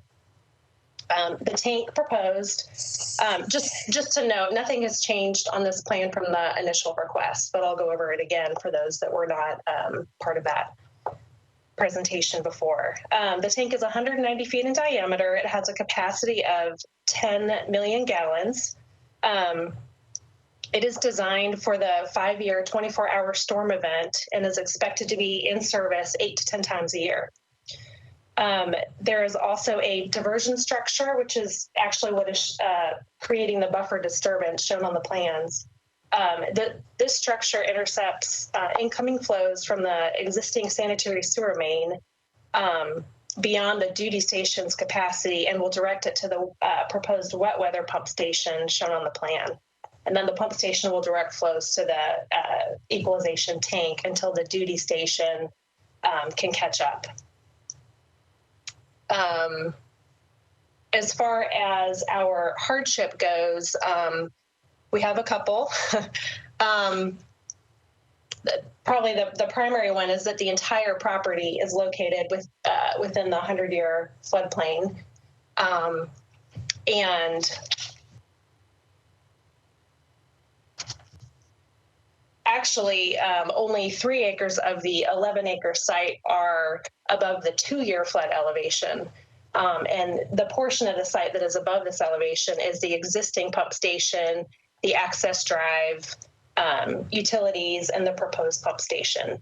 In addition, the property is very narrow and it's oriented along Gibson Creek. Gibson Creek has a FEMA floodway and corresponding water quality buffers that actually take up quite a bit of the property. The diversion structure, which is within the buffer disturbance, is required to be shown, is required to be located where shown in order to intercept the incoming sewer flows coming into the pump station. As far as, let's see, it's pretty much in on our hardship. Regarding alternate site plans, we really don't have any alternates because just due to the purpose of the tank and the necessity of it being next to the existing duty pump station. The other major site constraint is the large utility mains running through the property. There's a 16-inch water main, a 24-inch sanitary sewer force main, and a 36-inch sewer main that further restrict the tank location.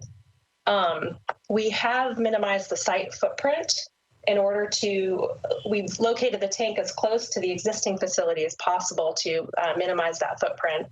And we've also made some modifications to the design of the wet weather pump station just to allow for as much open area as possible. With regard to the diameter of the tank, we did have some options there, but this one was chosen for a few reasons. Mainly to kind of match the top of the tank with the elevation of the roof of the existing structure and to, minimize the visual impact from the residents as much as possible. and there's also an economical component to that as well in the size of the tank. If we went with a smaller diameter tank, which would reduce the amount of uncompensated fill, it would be 20 feet taller and be more visible to the adjacent residences. And we just didn't feel like the decrease in uncompensated volume was worth that offset of increased visibility as well as a higher cost. As far as proposed mitigation for disturbance of the stream buffer and uncompensated fill, we have proposed a total of 1.1 acres of reforestation of the stream buffer along Gibson Creek. And we've also, they also purchased the adjacent parcel 178, which is solely used for compensating floodplain volume and reforestation. And with regard to the uncompensated fill, we did everything we could to compensate as much as possible for that volume, but just due to the floodplain elevations, the 2-year flood elevation, and the flat grade of the site, we were able to get more than we have. The last thing I would like to point out is that we are requesting 18,500 cubic feet of uncompensated fill, but I would just like to again remind you that 13,500 cubic yards, I said cubic feet before, cubic yards of that volume is actually located inside the tank. And that volume in the tank is actually tainted stormwater that has entered the sanitary sewer system through I&I. So we are required to consider that as uncompensated fill, but I just wanted to point out that it's actually stormwater is what is comprising that fill. Right. And that's pretty much it. All right. Thank you, Ms. Hooper. Yes, sir. All right, appreciate it. So that closes the applicant portion of the official presentation. It certainly doesn't close access to ask questions of the applicant. So we'll come back to you in a minute, Ms. Hooper, very likely. So I want to remind the public you can call 629-255-1919 or go to the Sunny West Conference Center kiosk and give presentations live if you choose. So at this time, I'm going to ask if there are any live call-in comments, and then I will come back to you, Ms. Gilbert, at the end just to double check to see if anyone has called since they have rediscovered the phone number that's posted on the screen. So Ms. Gilbert, do we have anybody there now? This is Penny Gilbert. At this time, we do not have any calls. All right, I'll come back to you in a few minutes to double check, Ms. Gilbert. Mr. Mishu, is there anyone at the Sunny West Conference Center or conference room kiosk? Thank you, Chairman. A person did come in earlier today. We talked a little bit, and he had left, so we have nobody here now to speak in favor or against this project. And was that person there in regard to this specific case? He was here specific to this case. All right, thanks, sir. Thanks for making that clear. All right, Mr. Bowman, do we have any email comments? This is Mr. Bowman. We did not have any email comments on this case. Thank you very much. All right. Thank you, Mr. Bowman. Ms. Gilbert, did anyone happen to call in the last few minutes, last few seconds? No, they did not. Okay. All right. So at this time, without objection, I'm going to close the public hearing portion of our review of this application. I'm going to make just a couple of comments about this proposal since we've acted on it before to remind the committee of the previous actions. But I got a couple of quick questions for the applicant before I do that. Ms. Hooper, I think you addressed the question about you're not compensating for the fill. You went through that fairly thoroughly. Is there anything else that has changed since the previous proposal that improves mitigation or improves compensated fill in any way, or is everything basically still static? No, sir, it's exactly the same. We completed the project and then it sat until Clean Water Nashville was able to get funding. So nothing has changed from previous. All right, and this is a public project that I assume has something to do with the EPA consent decree order related to stopping the distribution of sewage overflows under our public waterways. That's correct. All right, thank you. Okay, so I'm looking at the minutes from the February 1st, 2018 Stormwater Committee meeting. I just want to remind you how we voted. Ms. Carrie Stokes made the original motion to approve with standard conditions to accept the variance as presented. So that's what we're looking at today. Ms. Ronette Adams-Taylor seconded the motion. Ms. Grimes, Mr. Severe, and Ms. Stokes voted in favor of the motion. I voted against the motion just because I never vote for uncompensated fill, just as a matter of principle. So I want to invite the participants who participated in this motion previously and any new committee members who were not there that day to comment or to make a motion.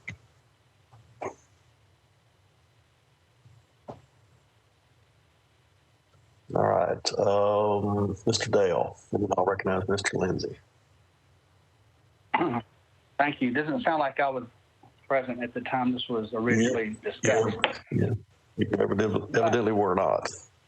Yeah, it's interesting, but I'm just going to make an interesting comment. I can't help myself. So this request does not have a legitimate hardship. The fact that it's in the floodplain is not a hardship. We have lots of properties along Pennington Bend, for instance, that were all in the floodplain where we denied variances. The shape of the property, I think through the codes department, would be considered to be a hardship. So I totally support this, but I support it based upon the principles I've talked about before. This is providing a high level of mitigation and water quality for Davidson County. That's what it does. And based upon that and that alone, I think this is why this should be approved. I won't make a recommendation because I think somebody else did that before, but I think that they're also providing this offset of flood storage, and through the tank itself, from which I understand, makes a lot of sense to me. So I think Metro's doing a great job with their order from the state of Tennessee to do these separations and make our city as clean as possible. And I think this is a good example of that. And that alone should allow us to approve this through its mitigation efforts and not on the narrow definition of a hardship. Thank you. Thank you, Mr. Dale. Appreciate that very much. Appreciate you stating your consistent perspective about that. All right. So would Mr. Lindsay, I promise to recognize you, and I'll encourage everyone to consider a motion. All right, Mr. Lindsay. Great. Thank you, Mr. Chairman.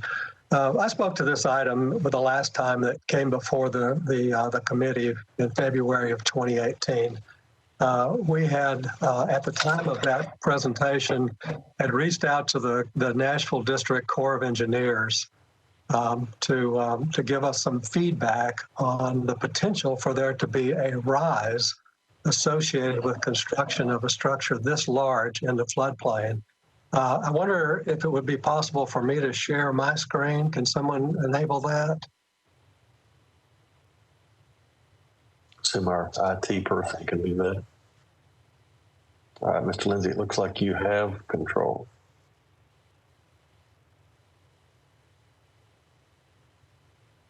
Apparently not yet. Okay. Mr. Buchanan. Wait, okay. All right, now. All right. So I reached out to Barry Moran.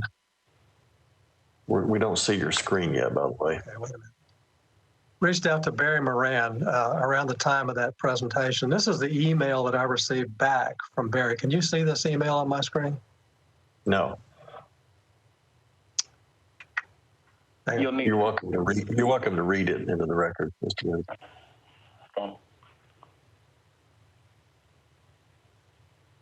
We trust you. Okay. I appreciate that trust. Okay, hang on. So the email from Barry Moran says, addressed to Roger Lindsay and Steve Mishu, please find it attached the HEC-RAS analysis confirming no impact from the addition of the equalization tank. Actually, there was a slight reduction, 0.01 feet, in Gibson Creek water surface without the influence of the Cumberland River backwater. Basically, no impact to water surface elevations. Let me know if you have any further questions regarding Barry P. Moran, BE, Chief of the Water Resources Section, Nashville District Corps of Engineers. That takes care of one of my concerns, Mr. Lindsay. But I want to provide, again, if I can make this work, this is a copy of that report. Can you see that?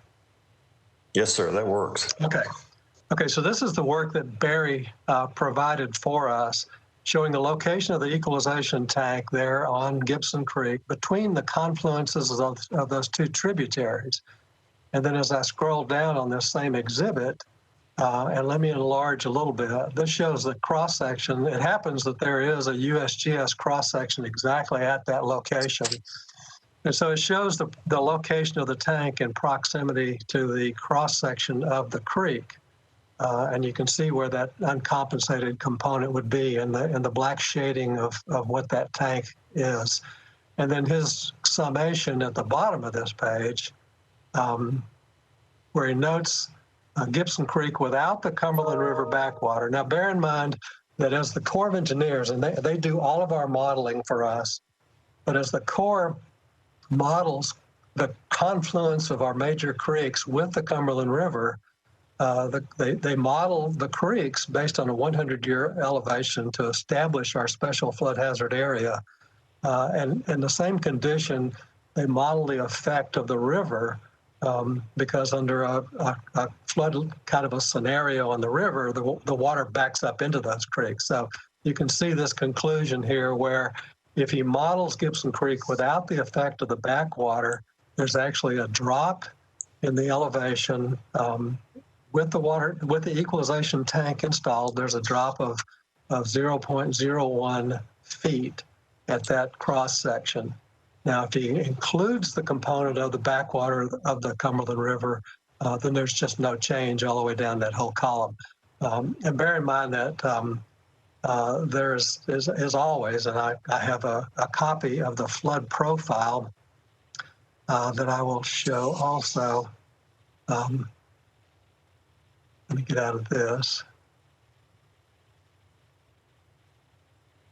While you're doing that, I'll just mention that the engineer you're describing, I worked with him several years ago on analyzing the benefits of bioretention and vegetation, spongy vegetation and landscaping, in reducing flood peaks and increasing infiltration in the small watersheds. And he is an excellent engineer and modeler. So.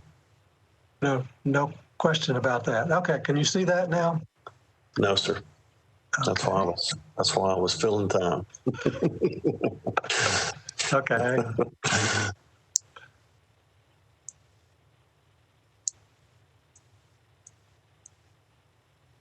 By the way, I love that profile graph and that profile.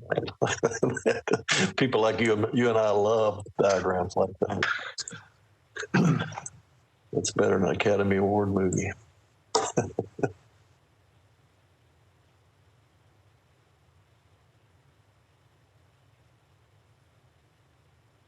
So I managed to, okay, wait a minute. Roger, this is Rebecca. You may need to go ahead and stop sharing and then pull up what you want to see and then reshare, because sometimes the applications go on top of each other.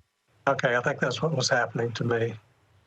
Ms. Doan is a pro at this after having facilitated this for a while. Okay, I wanted to show the profile, the flood profile. Wait a minute. Yeah, you've unshared, so that part's working. Now you may need to reshare. Okay, hang on. But you may need to have that window already pulled up before you share it. Okay. Okay, here we go. We still don't see it.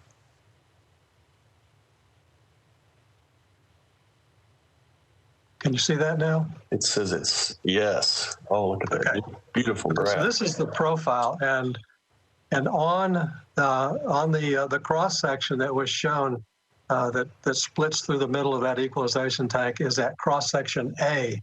If you can see on my profile here, the A in the hexagon down at the lower left part of the screen, that's the A profile. It cuts across the creek, and you can see that at that point, the horizontal projection across the screen represents the backwater of the Cumberland River backing up into that creek under the various flood conditions.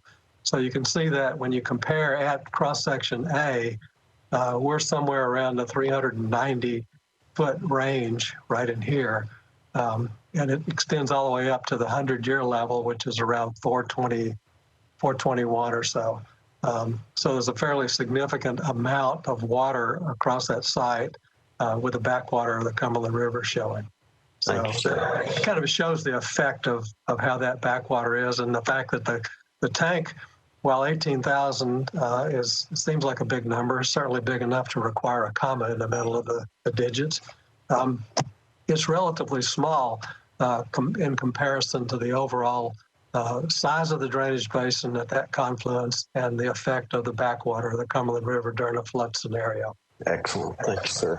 Appreciate it. It's a shame we can't show the development of vaccines with such clarity. So it gives us a new appreciation for science and engineering.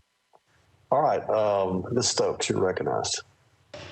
Thank you, Chair. So yeah, I'd like to make a motion to approve this variance. I did make the original motion when this was presented to the council, and I remember a very thorough presentation, very deliberate discussion, and that ultimately, certainly this project does improve water quality, which is one of the things that this committee takes into consideration. And I do appreciate Roger, that additional information. I remember that we did have kind of a discussion wondering, so thank you for that additional information. So with that, I do make a motion to approve this variance.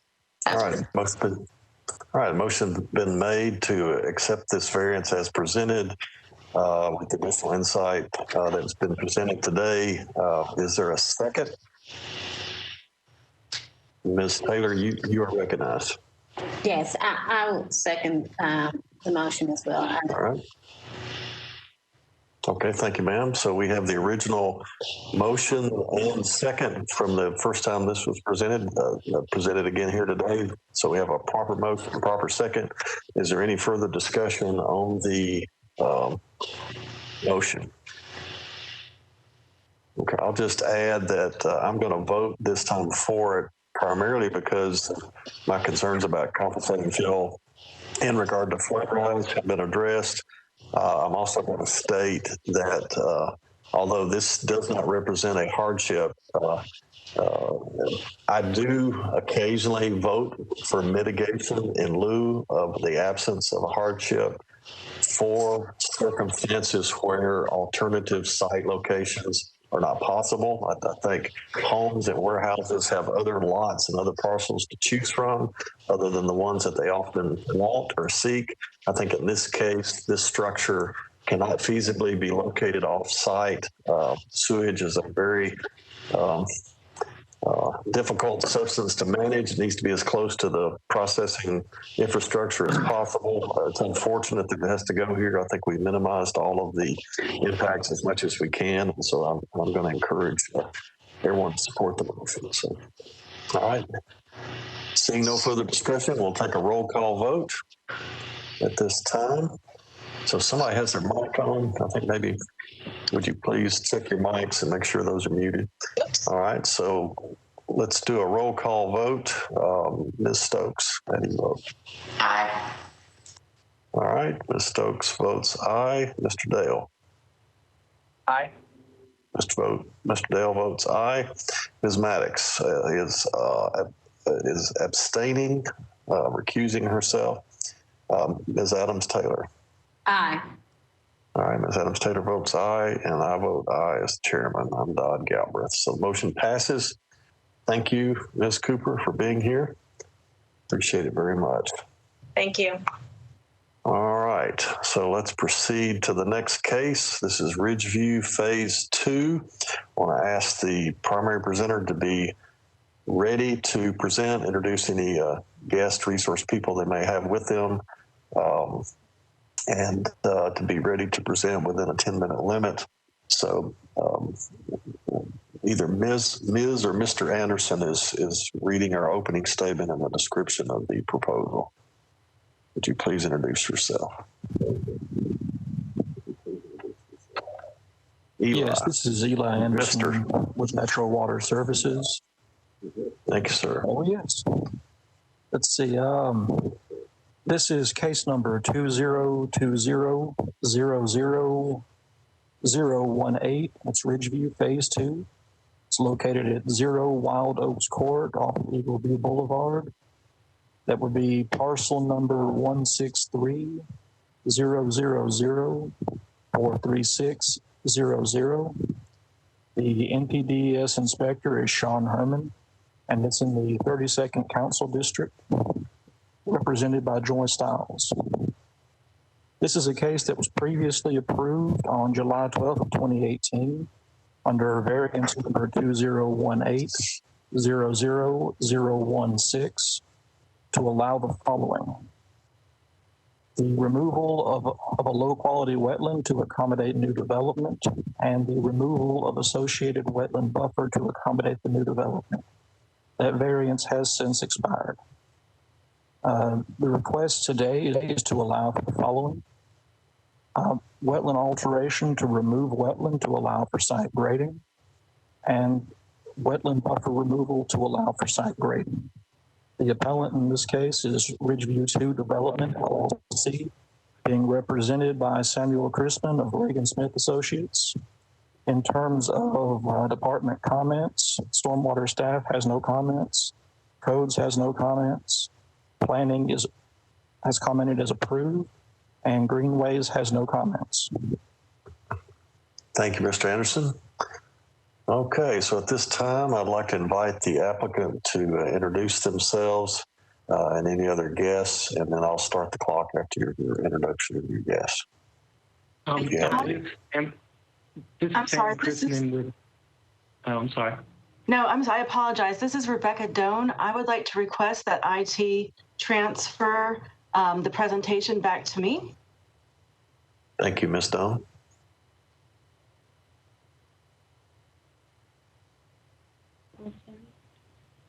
Sorry, applicant, we'll get to you in just a second. All right. All right, good. All right. So I want to remind the public that we'll open up a public hearing in a minute. You can call 629-255-1919. The number is on the screen, 629-255-1919. All right, Mr. Chrisman, am I saying your last name right? Yes, sir, Chrisman. All right. Do you have any guests with you? Yeah, this is Sam Chrisman with Reagan Smith Associates. And with me, I have Heather Grimes with Reagan Smith. She's our landscape architect. And George Welsh at Reagan Smith. And we are representing Ridgeview 2 Development. All right. All right. You may proceed, and your clock starts when you start talking, Mr. Chrisman. All right. As previously stated by Mr. Anderson, this request is for alterations to a low resource wetland that is located, centrally located within the site. It had been previously granted a variance and has since expired. We withdrew a previous layout of the site to reduce our impact. We've reduced our impervious area with a new layout for 41 residential units on the site. The wetland centrally located, and in order to achieve grading for building pads and the roadways, we need to fill the wetland due to steep slopes and topography to the east and west. In order to offset any potential loss to wildlife, wildlife habitat or water filtration, we are proposing to enhance the riparian buffer on the stream that borders the east property line of the site.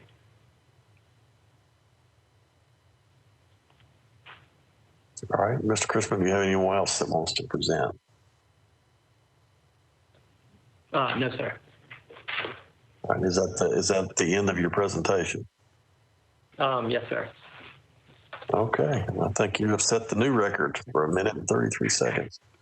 And we're happy to answer any questions you all have. All right, we'll be back to you after the public hearing if that's okay. Really do appreciate the conciseness. All right, we'd like to give you extra points for that, but you know how it works. We do appreciate it. All right. Let's see. So at this time, I want to open up the public hearing portion of our review of this proposal. And so I'm going to ask Ms. Gilbert if we have anyone on the live call-in number, and then I'll check back with you in a minute. Again. This is Penny Gilbert, Metro Water. We do not have any calls at this time. Thank you, ma'am. Mr. Mishu, do we have anyone at the kiosk at the Sunny West Conference Room? No, sir. There's nobody here in favor or against this project. Thank you. Thanks, sir. All right, Mr. Bowman, do we have any email comments? This is Mr. Bowman. We did not have any email comments on this case. All right, thank you, Mr. Bowman. Ms. Gilbert, I'm going to check with you one more time before we close the public hearing. Do we have anybody in the queue? No, we do not. All right, thank you, ma'am. All right, with that objection, I'm going to close the public hearing portion of this review of this variance proposal. So I've got a quick question, Mr. Chrisman, and then I'll open up to the other members of the committee to ask you questions. Our minutes don't provide a lot of detail about this, so I have a vague recollection of the site. Seems like I do remember there were more lots. I think we asked you to cut lots, and it sounds like you cut more lots. Can you remind me what that wetland is? Is that an old farm pond? Is it a natural feature? Is it an unnatural feature? It's an unnatural feature. It was incidentally created by construction activities, I guess when the surrounding developments were ongoing approximately 10 to 12 years ago. That's what I vaguely remember about it. So, okay. All right, that's the only question I have. Well, let me ask you one other quick thing. The detention basin, why did you all, maybe this is a question for Ms. Grimes, why did you all not consider making that a bioretention basin as well? Oh, so on that, we do have bioretention just to the north of it as well. Yeah, so the bioretention is just to the north that leads to the detention. So, but the detention is traditional. It'll be mowed with no vegetation? Yes, sir. Okay. So was there a reason why you couldn't make it work in both places? Combine both functions to get a little extra benefit out of detention by adding some additional infiltration functions within the same footprint? We can look at that as an option. Okay. All right. That would, as much as we can get for infiltration, that would be wonderful. Yes, sir.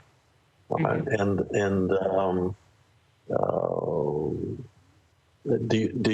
Are you proposing specific mitigation for the lot?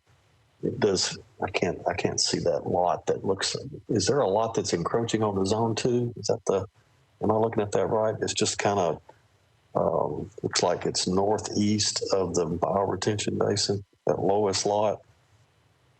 There was a line that went through one corner of that lot in the previous diagram.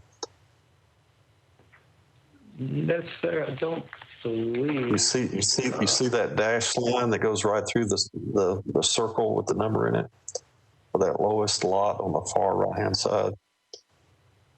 What does that line represent right there?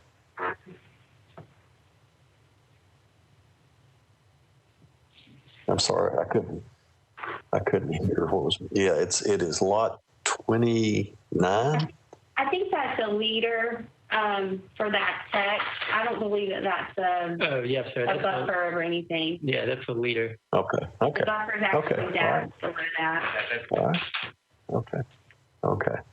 So basically, the primary issue here is mitigation regarding the human created wetland. Correct.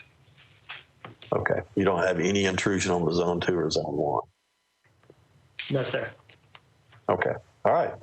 Members of the committee, anybody got a question, comment, or motion? The applicant is interested in adding bioretention aspects to the detention basin.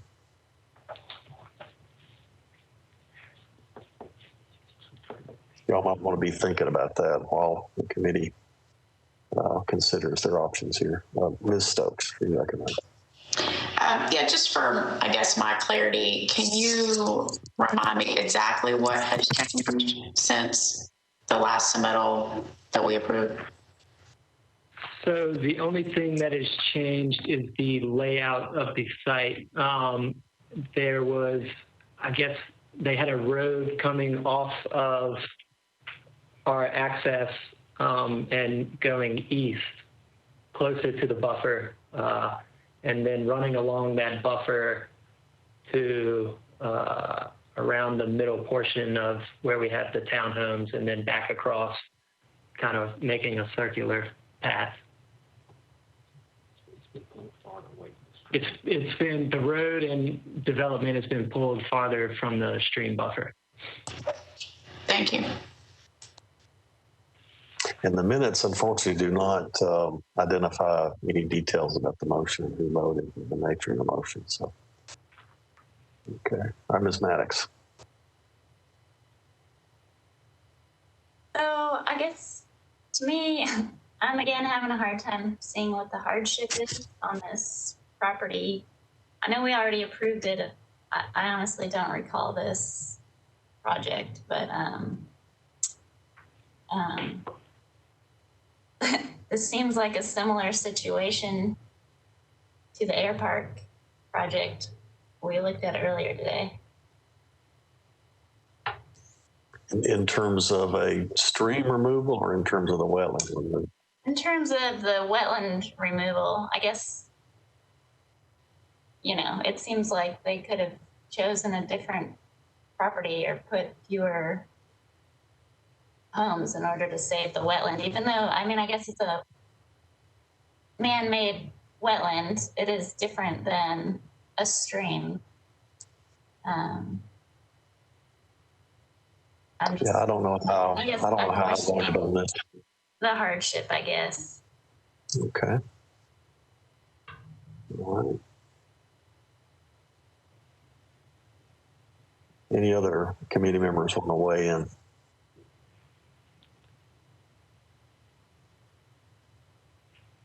Yeah, I guess I'm keying in on the fact that they've avoided the buffer, they've avoided removing a stream, they have a human-created wetland, and that often falls within the regulatory definition that is seeking to protect natural wetlands.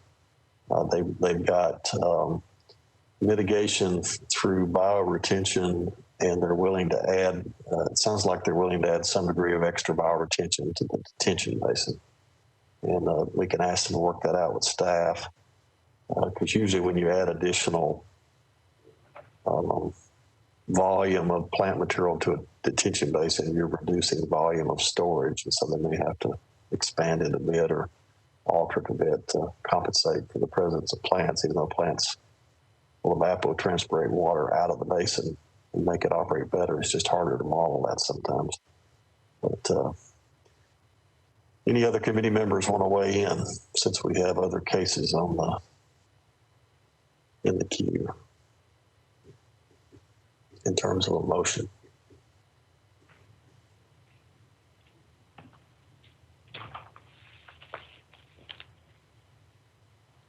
Mr. Dale? Can I solicit one from you?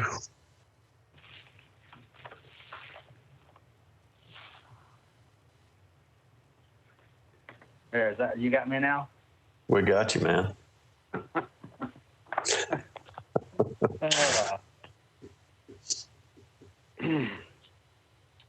I sort of got lost on the additional mitigation that you had talked about, that they're willing to do something else. So I'm not sure how to fashion that motion without fully understanding it.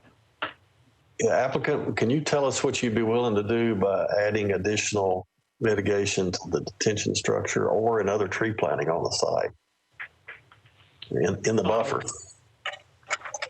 Yes, sir. So on the riparian buffer to the unnamed tributary on the eastern portion, we're proposing enhancements that'll consist of approximately 1.5 acres in that area of invasive species removal, and then along the buffer, a little over 1/2 acre of supplemental tree and shrub plantings. So you're hearing some hesitation about hardship, even though we have a human-created wetland here, even though you're staying out of the buffer and not covering up a stream. We do have a regulated feature here. We do have an interest in enhancing the water quality of the site, since you're making the site harder with roofs and parking lots and mowed, compacted surfaces, which will increase runoff and reduce water quality. So do you have anything else you can specify that would go beyond what you're currently proposing to help committee members feel better about the mitigation, since you don't have a hardship?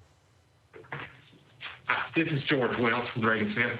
We're happy to look at that and work with staff to come up with some, just right here off the cuff, trying to give you something. I don't want to speak out of turn, but we're happy to work with staff and enhance the existing, proposed detention pond to add some more bioretention if that's what the committee would like us to do. Okay. So we have typically avoided being very prescriptive on these matters to encourage all applicants to have the experience of collaborating with staff without having it be prescribed to them. Is the desire before we receive proposals here in these meetings and after. So does anybody have a motion? Does that help you, Mr. Dale? Yeah, there you go. Okay, we go. I've run across another piece of property like this recently also, that construction had begun and halted for a period of time, and low areas that were graded were later determined to be potential wetland areas. I think it's similar. And so I think, there should be some relief in situations like that. So I would make a motion that we approve this application and that this applicant provide additional mitigation through the removal of invasive species and supplemental planting of trees and vegetation within designated areas. All right. And to work that out with staff?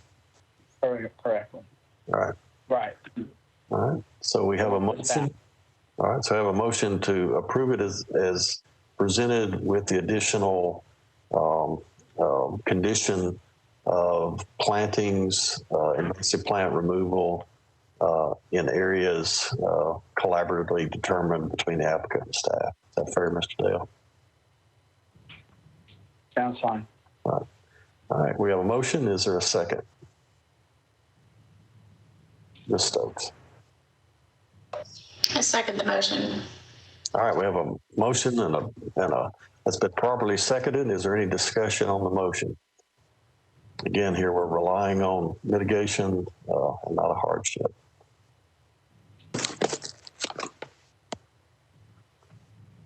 All right, seeing none, we'll do a roll call vote. So I'll start from the top with Ms. Stokes. How do you vote? Aye. All right, aye. Mr. Dale, how do you vote? Aye. All right, Mr. Dale votes aye. Ms. Maddox, how do you vote? Aye. Ms. Maddox votes aye. Ms. Ronette Adams Taylor, how do you vote?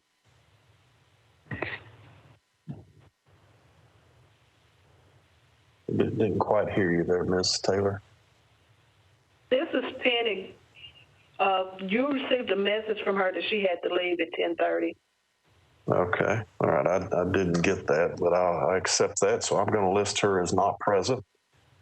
And I vote aye as well. Motion carries. Thank you, Mr. Chrisman and Ms. Glass and Mr. Welch, or Ms. Grimes and Mr. Welch.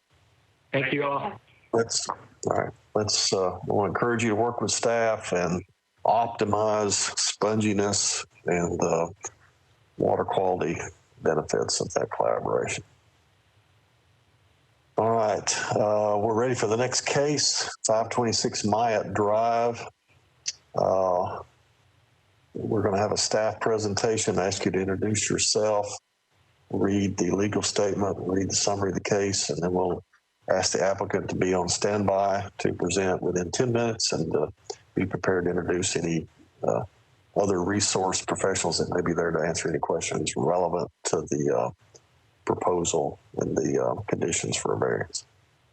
All right, so staff, you're recognized. It's either a Ms. Ellerman or Mr. Ellerman. I apologize that I do not know who you are. I just see a last name. Thank you, Mr. Chairman. This is Nate Ellerman with Metro Water Development Services. Case number 5 is number 202000019 Myatt Drive. The APN number is 03400005000. Inspector is Boots O'Hara. Council District 9. The councilwoman is Tanya Hancock. The applicant's request is to allow the following. Number 1, to fill in 0.7 acres of an existing isolated man-made low-quality wetland and disturb the associated 25-foot buffer, which is approximately 0.6 acres of buffer.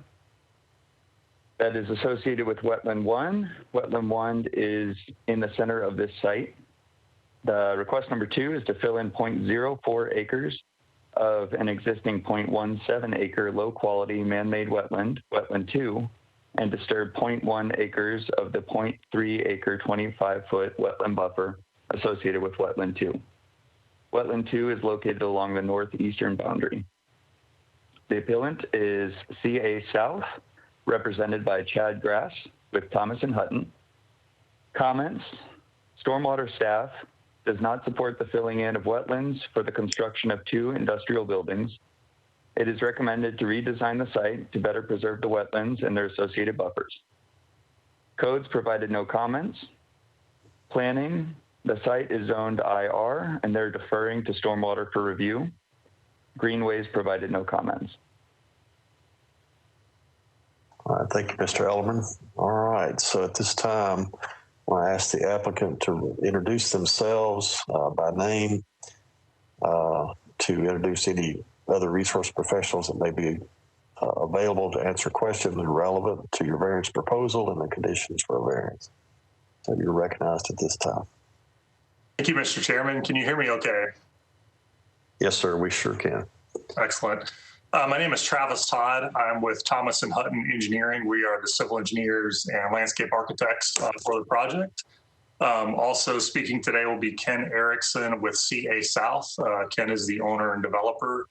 And we'll also have Chris Grow of Grow Environmental Solutions speaking as our environmental consultant. So I'm going to let Ken kick it off with a few opening comments. Thank you, Travis. Yeah, before we get into I guess we have a fire emergency going down my street. Apologize. Before we turn it over to the consultants, I just asked the committee and the staff there, when you look at this site, this is a unique site in that it's kind of a remainder parcel. It's a flagship or flagpole shaped lot. And one of the hardships on this property is that you have a 1,900-foot linear drive that has to be improved and utilities improved to get to it. And then once you get to the developable portion, you're looking at this man-made wetland. I believe we provided historical photos of this over the years.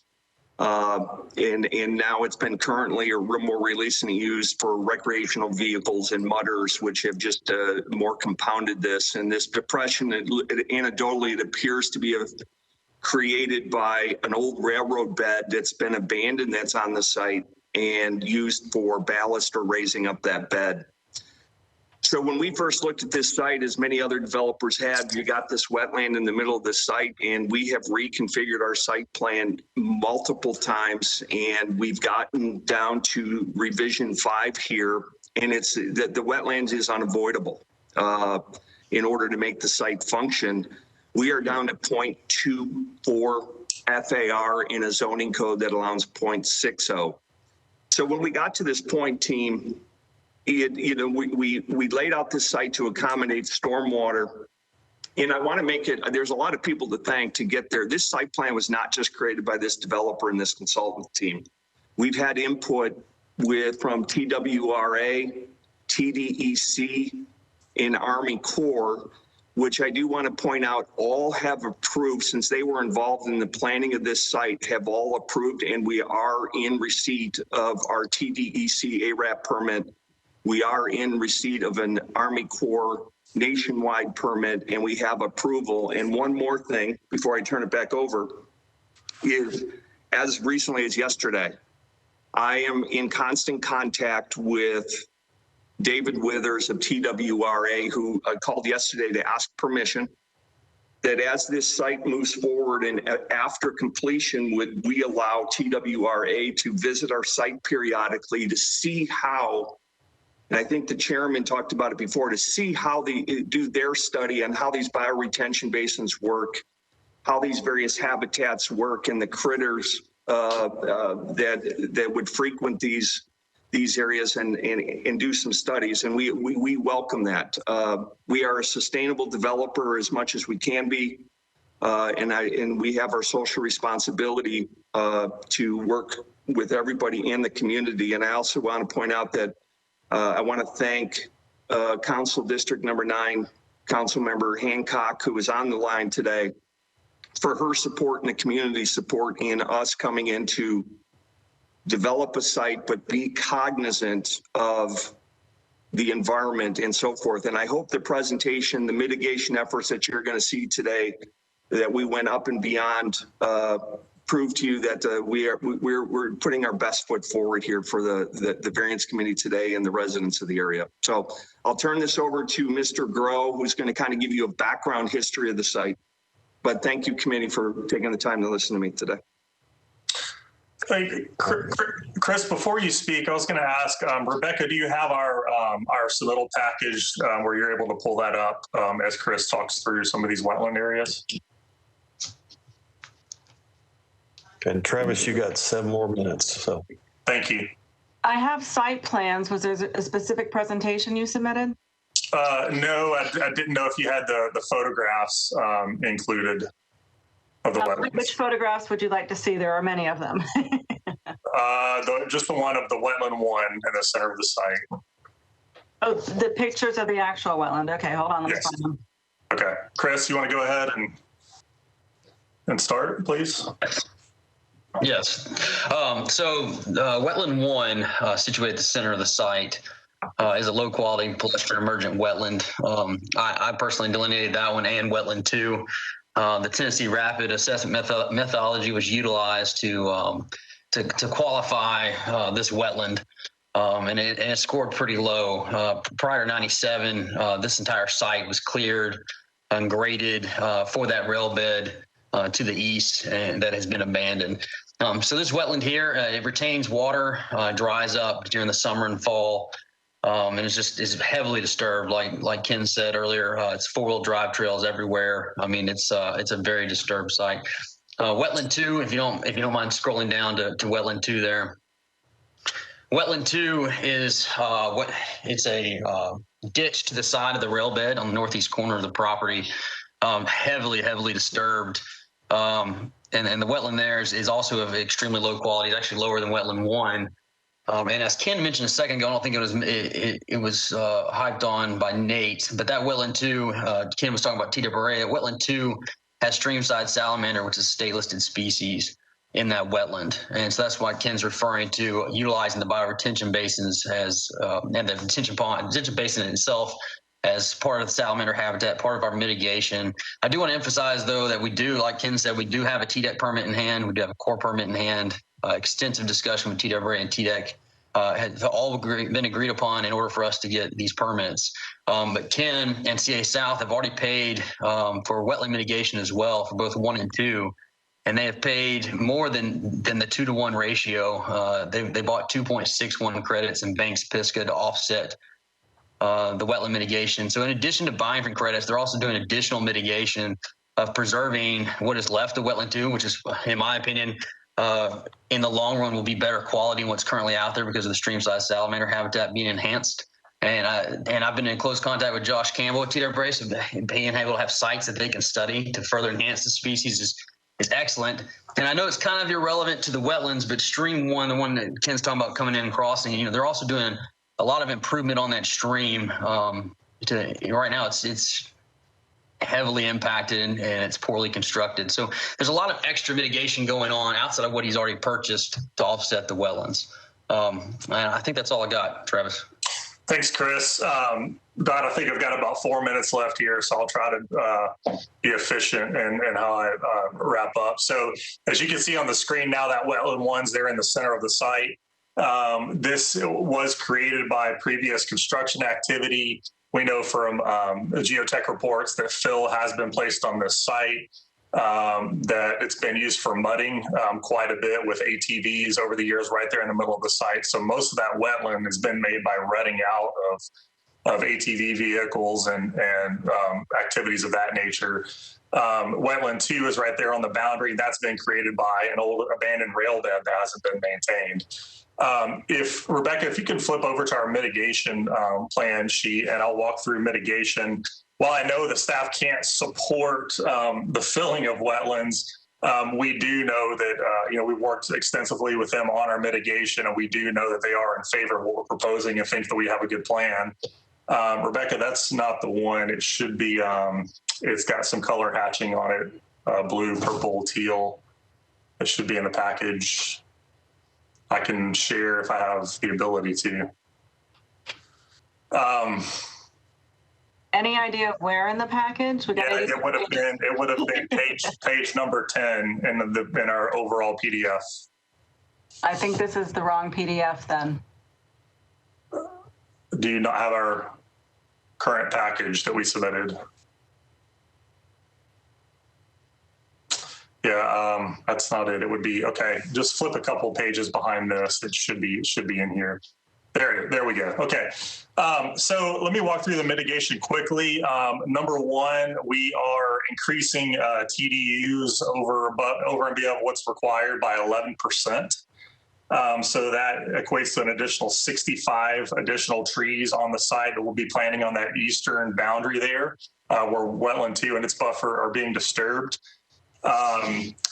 That's about 1,260 linear feet of buffer that we're reestablishing. And one of the ways we're doing that is we are actually removing all of the stone ballast and any remnants of the rail bed along that eastern edge. We'll be removing that down to dirt and then coming back in with the landscape plantings that you see there, increasing TDUs by 11% site total. We have 4 bioretention areas, you'll see in the purple there. The bioretention areas are going to be oversized also by 11% as it happens to work out above and beyond what's required in terms of their surface area.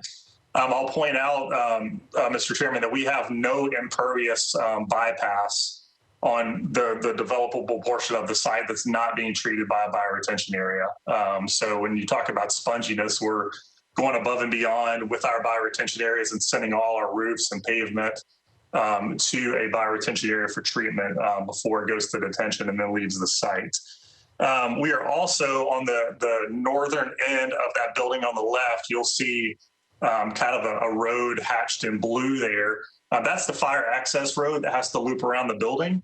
And we are going to be using a system there called Tough Track, which is a pervious kind of grid system, if you will, the plastic grid system that can be backfilled with natural material, allow that to grass over. That helps us to reduce the imperviousness of the site. We already have gotten that approved by a Metro Fire Marshal to be acceptable. So that will help us reduce. Mr. Todd, I've got that you're at your time. So. Oh, okay. All right. I'll stop there. All right. So I think we have the relevant aspects of your proposal. We'll certainly have much more detailed discussion with you in a minute. So at this time, I'm going to open up the public hearing portion by, I'm going to first recognize Council Representative Hancock as a member of the public who represents the public who would like to offer any comments at this time. Thank you. If there's anyone on the line from the district, I'd like them to speak first, if you don't mind. That's our normal procedure, and so since we just had one person with the normal kind of review, I thought I'd just offer that to you first. So I appreciate you doing that. Thank you very much. All right. So to the members of the public hearing is now open. The number you can call in is 629-255-1919. That number is on the screen, 629-255-1919. So at this time, I'm going to come back to you again as we have earlier, Ms. Gilbert, before we close out the public hearing, to see if anybody called after they just discovered the number. So do we have anybody in the queue? This is Penny Gilbert. No, we do not. All right, thank you, ma'am. Mr. Mishu, do we have anybody at the kiosk at Sunny West Conference Center conference room? Thank you, Mr. Chair. No, we don't have anybody here wishing to speak on this case. All right, thank you, Mr. Mishu. Mr. Bowman, do we have any email comments? This is Mr. Bowman. We did have a letter of support come from the council lady on this one. I'll be happy to read it if she wants me to, or she's here to speak also. I think we'll leave that up to her in a minute, if you don't mind, just for the sake of timeliness. All right. Thank you, Mr. Bowman. Ms. Gilbert, do we have anyone in the queue? No, we do not. Okay, so after a very thorough array of opportunities to comment, we don't have anyone present during this time. So I'm going to close the public hearing without objection. So, Council Representative Hancock, really do appreciate you being here. You are recognized. And if you'd like to start your letter, we can do that. Thank you, Chair. Thank you, Professor. I believe there was one additional letter of support that was submitted by a neighboring business. We might not have received it. Mr. Bowman, do you only have one letter?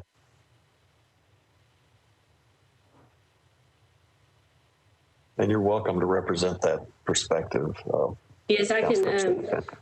I can't remember all the names. It's David from the paper company that's right next door, and he's in favor. And I'd be glad to forward that again. I think it was your the Stormwater Management Office that forwarded it to me, but I'd be glad to resend it.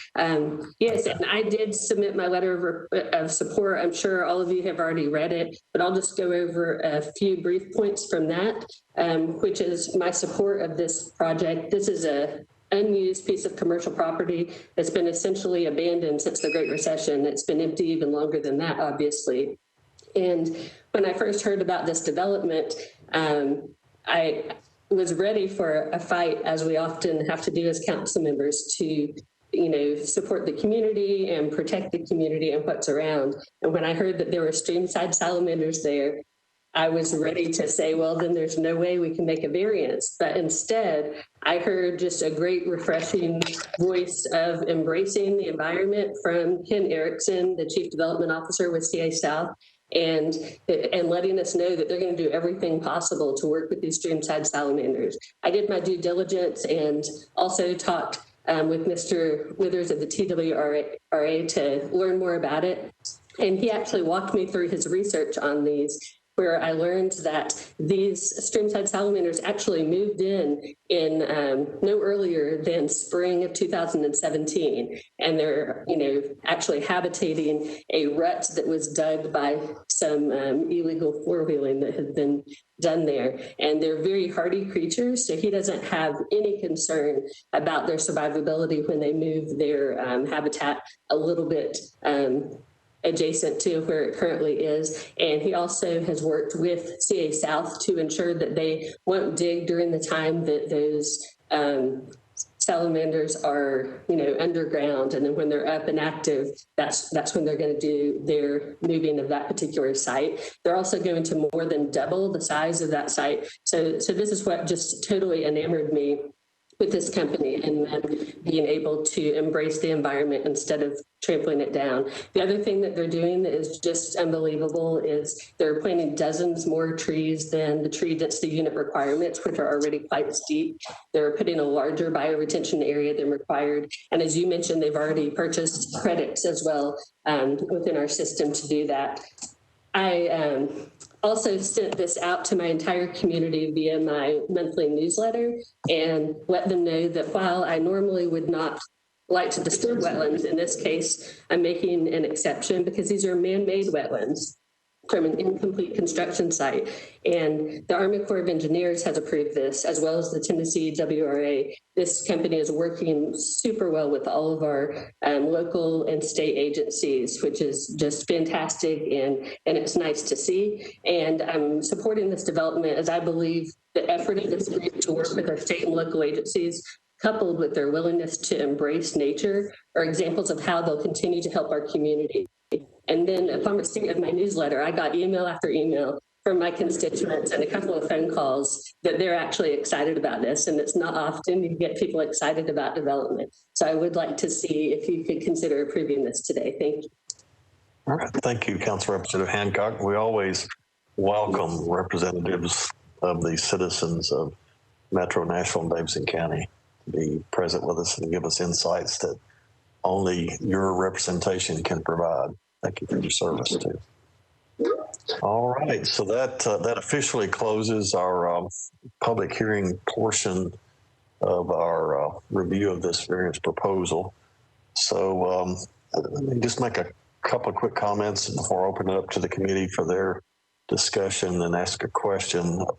One, this is just kind of a general comment. I want to encourage all applicants to be prepared with formal presentations when they show up here, and to work out with staff exhibits that you won't show ahead of time.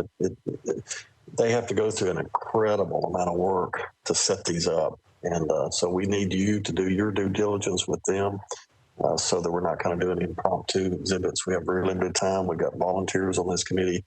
So please come prepared with your presentation prepackaged, and I'll not even do a nice little run of show of when you want staff to show specific exhibits so they know exactly what to show. So that is broadcast to all potential applicants and current applicants for their benefit. Secondly, Mr. Todd,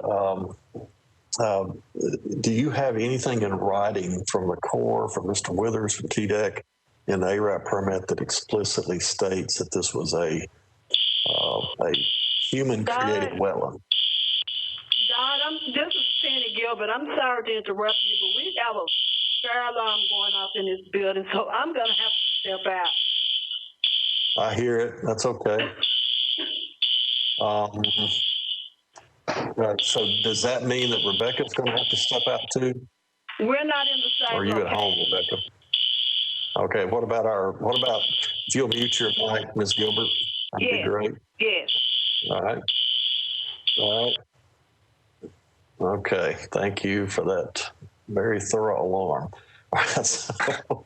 I'm sure some good engineer designed that. All right. Mr. Buchanan, are you still available to run this meeting for us? Are you in a safe place? I'm walking out with Penny. Okay, so we're going to assume that we can run this without you, okay? Yes, sir. All right. Okay, my goodness, I think that is a first. All right, so Mr. Todd, now that my train of thought has been thoroughly refocused on you. Sure. What do you have in writing that you can cite for us here, since and if Ms. Doan has a reference to that, a copy, we always encourage applicants to provide copies of all their permits, emails between regulators regarding final decisions. Do you have anything like that? Right. I'm going to let Chris Crow, our environmental consultant, speak to that. I believe we submitted copies of all that with our application. Okay. All right. Yeah, we have both the TDEC and the core permit state in there the quality of the wetland. We had to fill out the TRAM forms, the Tennessee Rapid Assessment Methodology forms, which qualify whether the low quality or not based on human impact. And it documents in those forms the type of impact, which is four-wheel drive trails, the rail ballast, et cetera, which Mike Lee and the Corps have agreed to. I'm not sure the TRAM form should be in the permit. If not, we can pass them along, but we do have the documentation for that. Just to make clear, we're typically not concerned about the quality of a resource, just like we're not concerned about the quality of an antique car that can be restored. One of our precedent creating concepts is, was this a human wetland or a natural wetland? Right. And it is man-made, and I believe it's outlined in the permit, in the actual draft permit. I mean, the permit that was actually sent out by Mike Lee. Okay. Which should be attached to the application. It should be attached with that application Todd said they submitted. Ms. Doan, do you have anything you can show us in that regard, just to kind of verify that? I think the other one was a little more identifiable by the fact that there was a road leading to the depression. But, I will page through. You will be their unpaid co-presenter, so I appreciate that.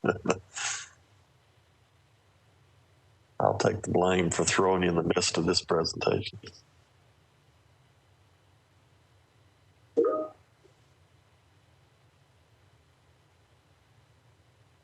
Rebecca, while you're doing that, I think that we got the TDEC approval after the application was submitted, so that may not be in this package, but we have all that in hand, as Chris mentioned, and we can forward that to whoever would like to read the specific language, but we know it is. Travis, here it is right here. I have the permit pulled up and I found the language. So let me read it, and then I can it's in the permit. It's under part 4 under the summary for proposed activity.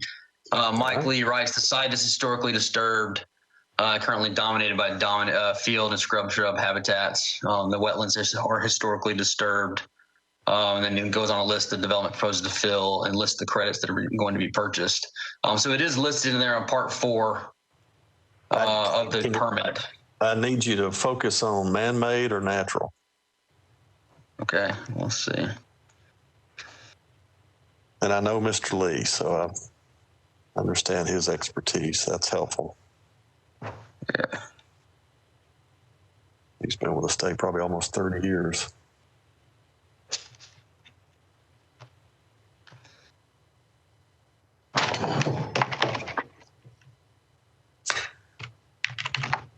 And Rebecca, if you don't find it, maybe just a topo map of the site, just to kind of get a feel for what the historic contour intervals show, might be helpful.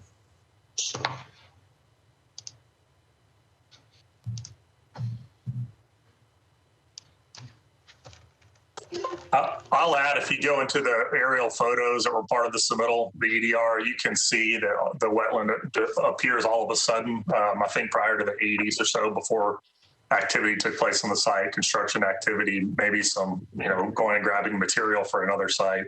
Nothing had existed. It appears quite suddenly.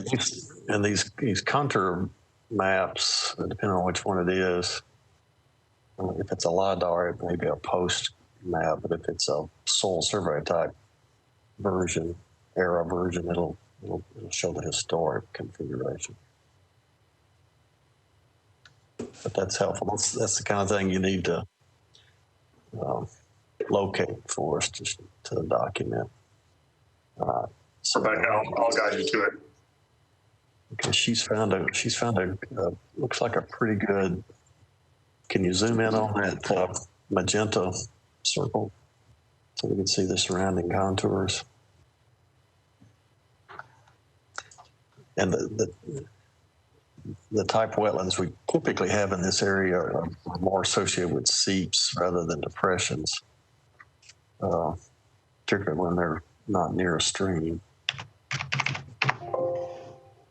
in these karst-dominated landscapes. Just to confirm, Rebecca, I don't have the ability to share, do I? That would be obviously the easiest way for us to present because we have all the information available. We would normally be able to give you that ability, but our IT guy just got kicked out of the building. So, okay. Thank goodness we got Rebecca somewhere else. Yeah, I don't know how other members of the committee feel, but I'm fine based on what I see with what appears to be a unnatural circumstance on what appears to be can't read the numbers of those contours. Is that a hilltop or is that a depression on a hilltop or a depression in a lower lying area? It is the site generally slopes from south to north, and that is, so you have slope across there. There's not a natural depression that was created just as part of that gentle slope there. Okay. All right. Yeah, and Phil, from that area, that man-made wetland there, Phil, you can see the roads all through there. But if you look towards from that magenta circle where the wetland is, if you go southeast, you see a couple of hilltops right there. Those are actual piles of deposited soil from when they've cleared out this area where the wetland is. Okay. All right. So just for the benefit of the committee, I just happened to have done my master's thesis on wetland conservation for Tennessee. And one of the things that we discovered in the process of coming up with new protection policies for the state was that man-made wetlands typically fail at a 50% rate, even when they're in mitigation bank sites. So these are typically low-quality wetlands by nature, not low quality by neglect or abuse. They can be abused. You can run a four-wheeler through one, but since they start off as unnatural systems, we typically tend to rank our energy devoted to protecting the natural ones higher than we rank the energy devoted to unnatural ones. So, all right. So, what is the will of the committee? Do we have anyone who's willing to step out and ask any other comments or questions or make a motion?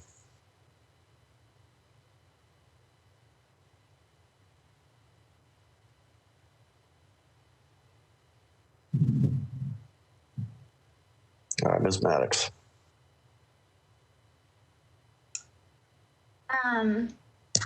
I'll say again, I'm having a hard time with the hardship. They definitely don't have a hardship. But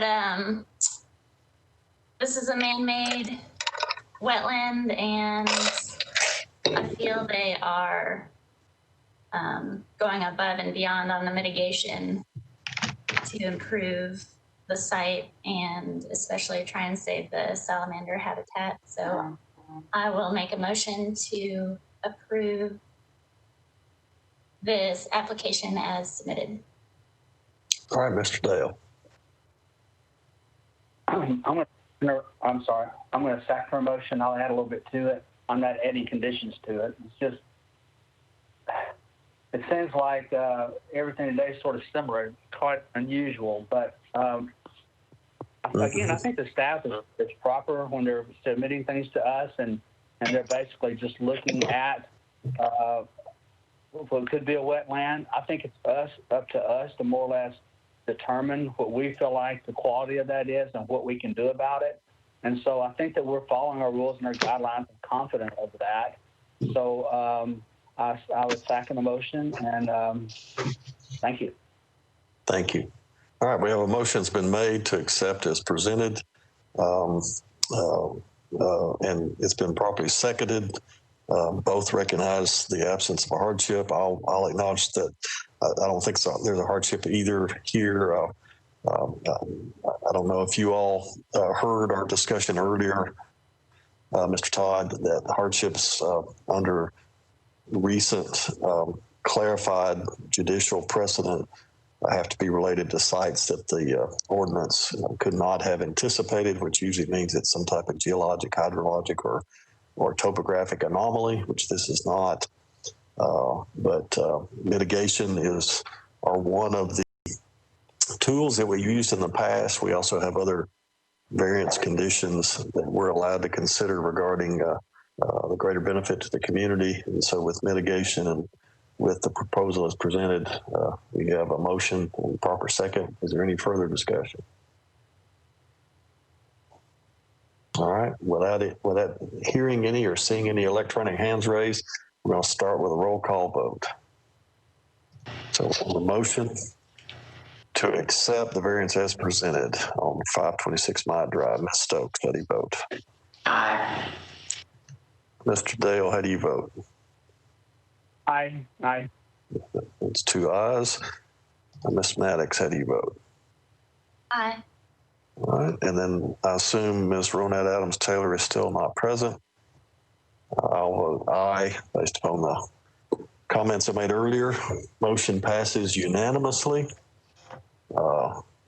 Thank you, panel of presenters and applicants for being available and having at your fingertips information we needed.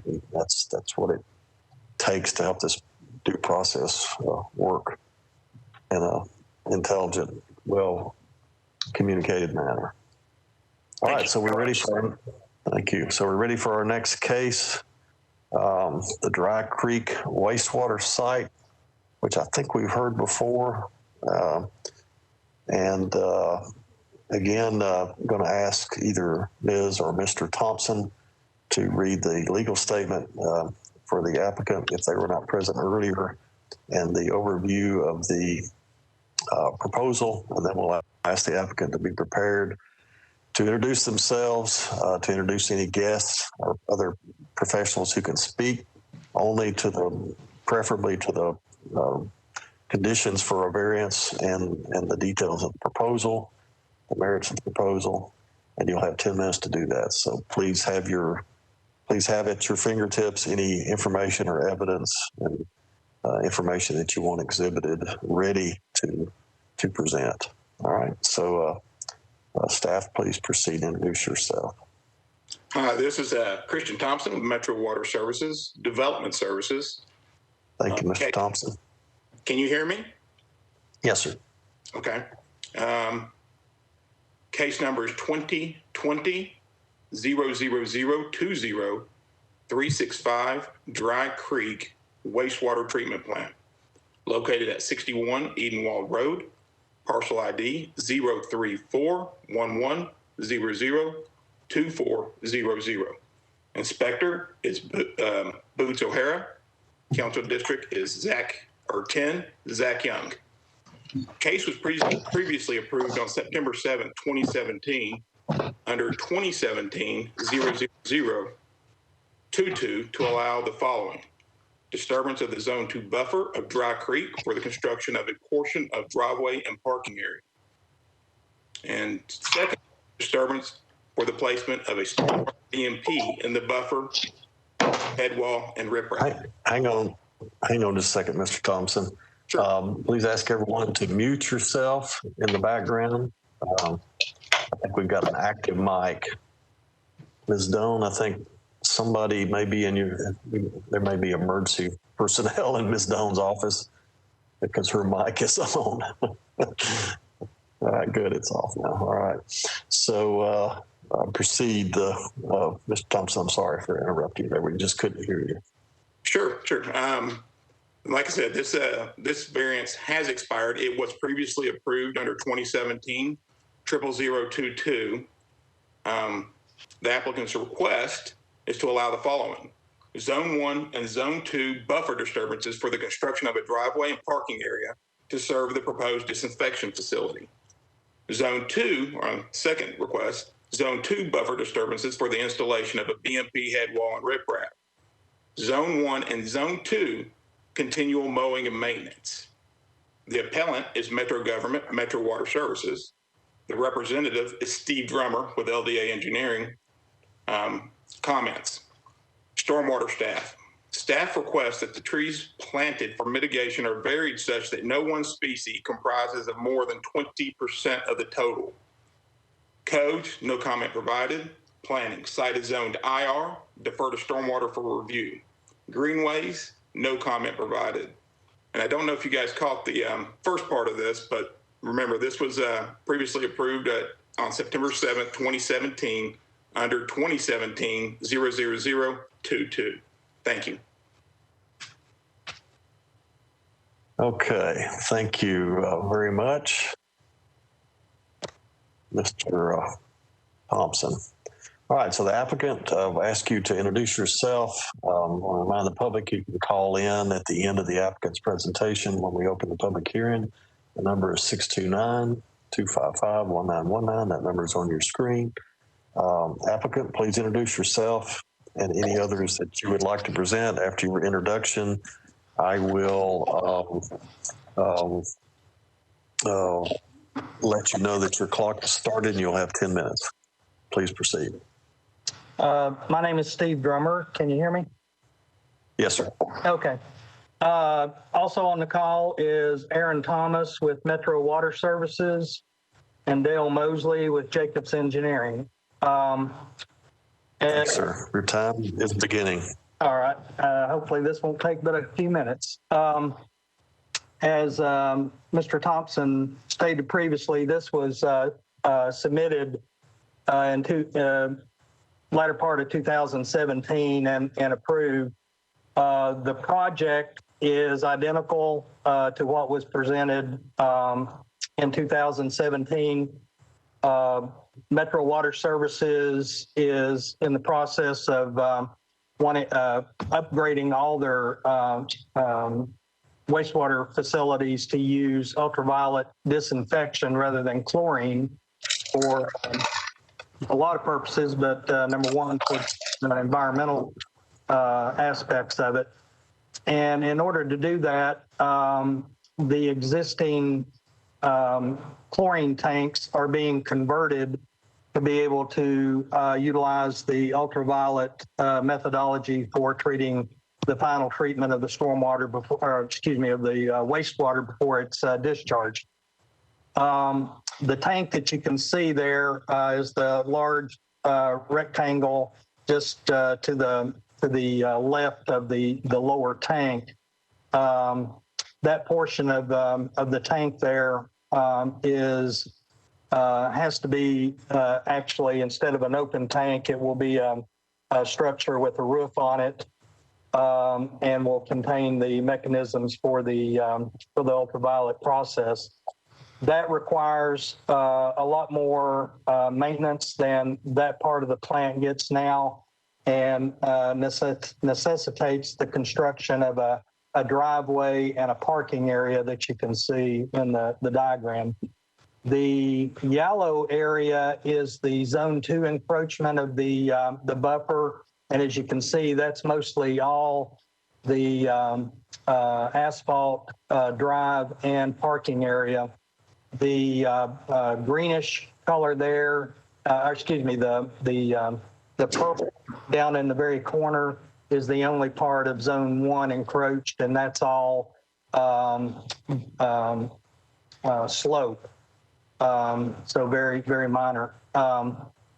Everything that you see here, I guess, in the green is the part of the encroachment that we're asking for is to mow and maintain.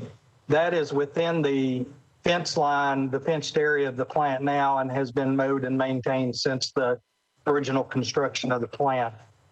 The design was done to minimize the encroachment. That's a single aisle drive, only 16 feet wide.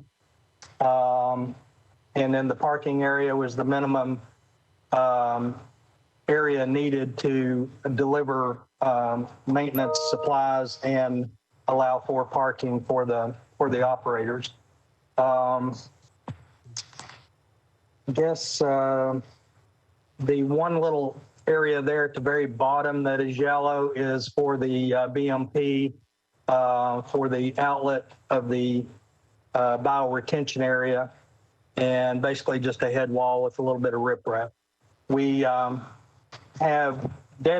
proposed to dedicate the equivalent buffer area that we're encroaching in. We're dedicating, I don't know if they have that slide or not, but it's where you see the 4 + 60 there to the right. There we go. That area there, that more or less rectangular area there, is the mitigated area to be offered as a substitute buffer for the areas that we're taking up with the asphalt. And I understand Mr. Thompson's comment there about the plantings. I think all of our trees are red buds. We'll be happy to change those out and meet that requirement. That's all I have. All right, thank you, sir. Would you remind me of your name again? I didn't get that down. Steve Drummer, Drummer. All right, thank you, Steve. Apologize, I didn't catch that earlier. Too busy writing other things. All right. Okay, so that brings us to the close of the formal presentation, a little under 5 minutes. Appreciate the conciseness and the having your diagrams ready to present and supporting information. So at this time, I want to remind the public that you can call in to comment on this proposal, 629-255-1919. That number's on the screen. I also want to open it at this time for open the public hearing and open the opportunity for people to comment. So Ms. Gilbert, I'll check in with you first to see if anyone was already queued up to comment on the phone. And is Ms. Gilbert back yet, by the way? Yes, this is Penny Gilbert. We are back in, and there's no calls in the queue. And are you safe? That's the main thing. Yes, everything is good. Thank you. Okay, thank you. All right, good deal. All right, so then I'll turn to Mr. Mishu and ask if there's any public in-person comments at the kiosk at the Sunny West Conference Room. No, sir. There's nobody here in support or opposition to this request. All right. Did your alarm go off earlier, Mr. Mishu, by chance? Sir? Did you have an alarm in your area as well? Oh, if you could see the camera, you could still see the lights flashing in the background. It was, you know, okay. Honestly, you could smell something when you walk back into the building, a slight burn or something. But yeah, we're all back in here. So. Okay. Well, let us know how that goes. All right. I'm glad you're safe. Okay. Mr. Bowman, do we have any email comments? We did not have any emailed comments on this case, Mr. Chairman. All right, Ms. Gilbert, I'm going to come back to you then. Do we have anybody in the queue before we close the public hearing? No, we do not. Okay. Thank you, Ms. Gilbert. All right, so I'm going to close the public hearing portion of the review of this variance proposal, and I'm going to ask a couple of questions before I open it up to the committee. I have access to the minutes. Looks like we had a unanimous vote previously to support this variance. I'm assuming because of the public works infrastructure nature of this project, how rarely this type of thing tends to come up. It's the fact that water infrastructure is nearly always located right beside a water resource and a buffer. I guess my question is, why? I don't remember why you're needing to mow the Zone 1 and the Zone 2. Can you answer that, Mr. Drummer? Those areas are within the fence of the plant, and that's really just the how they maintain that area. As I recall, in the 2017, that same question came up, and what we had originally proposed, if we can, you can see the green area there, but if we can go back to the drawings. What we had originally proposed was just to plant trees in the area there where the mitigated area of the buffer or the dedicated buffer area is. And when that question came up, I think the discussion led to us planting the 6 trees along the fence there. And as a sort of a compromise between still allowing the plant to mow the area, but have it planted with trees. Why do they have to mow it, period? Is it just a preference, or is it a preference just within the plant area itself to maintain that? One of the things they try to do in a plant like this is really trees are not very prevalent in a plant like this. You can imagine most of these tanks are open topped, so blowing leaves become a maintenance issue.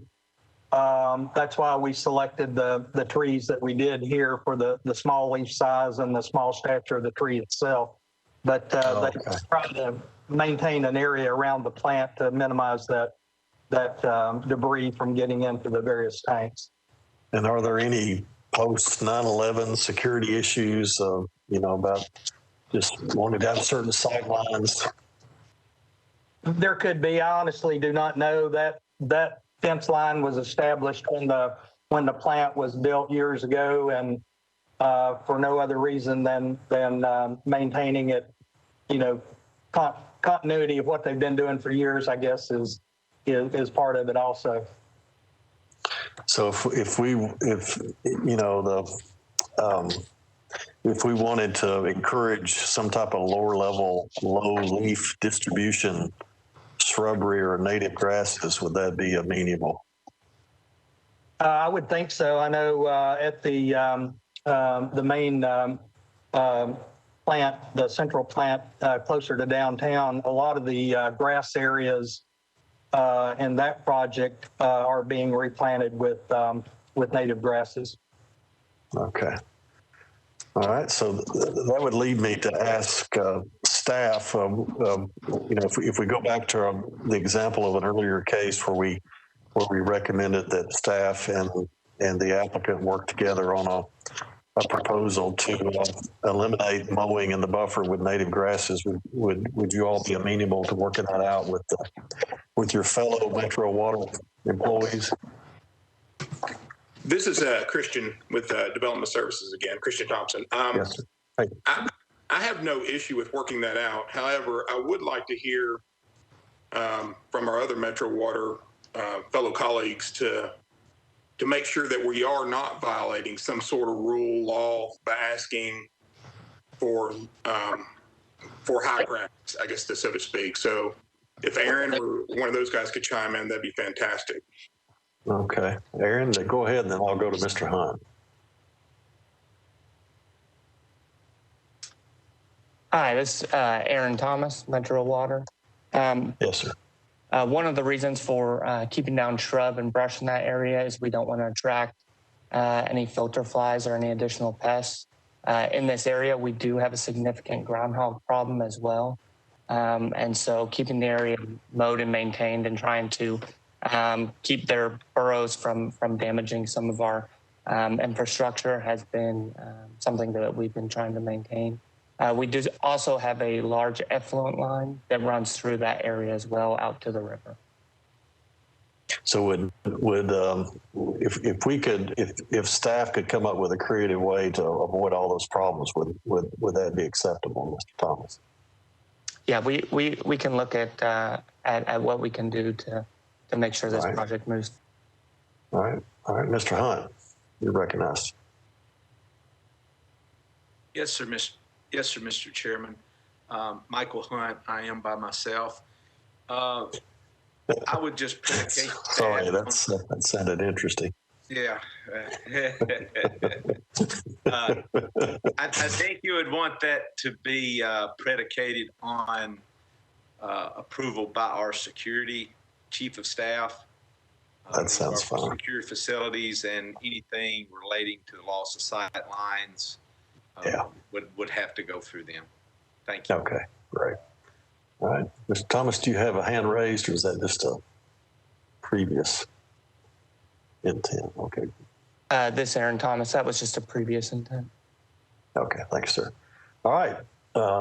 Any other members of the committee want to weigh in, ask questions, make a motion to accept with the conditions that staff work out a way to avoid mowed areas if groundhogs, infrastructure, and security can be addressed?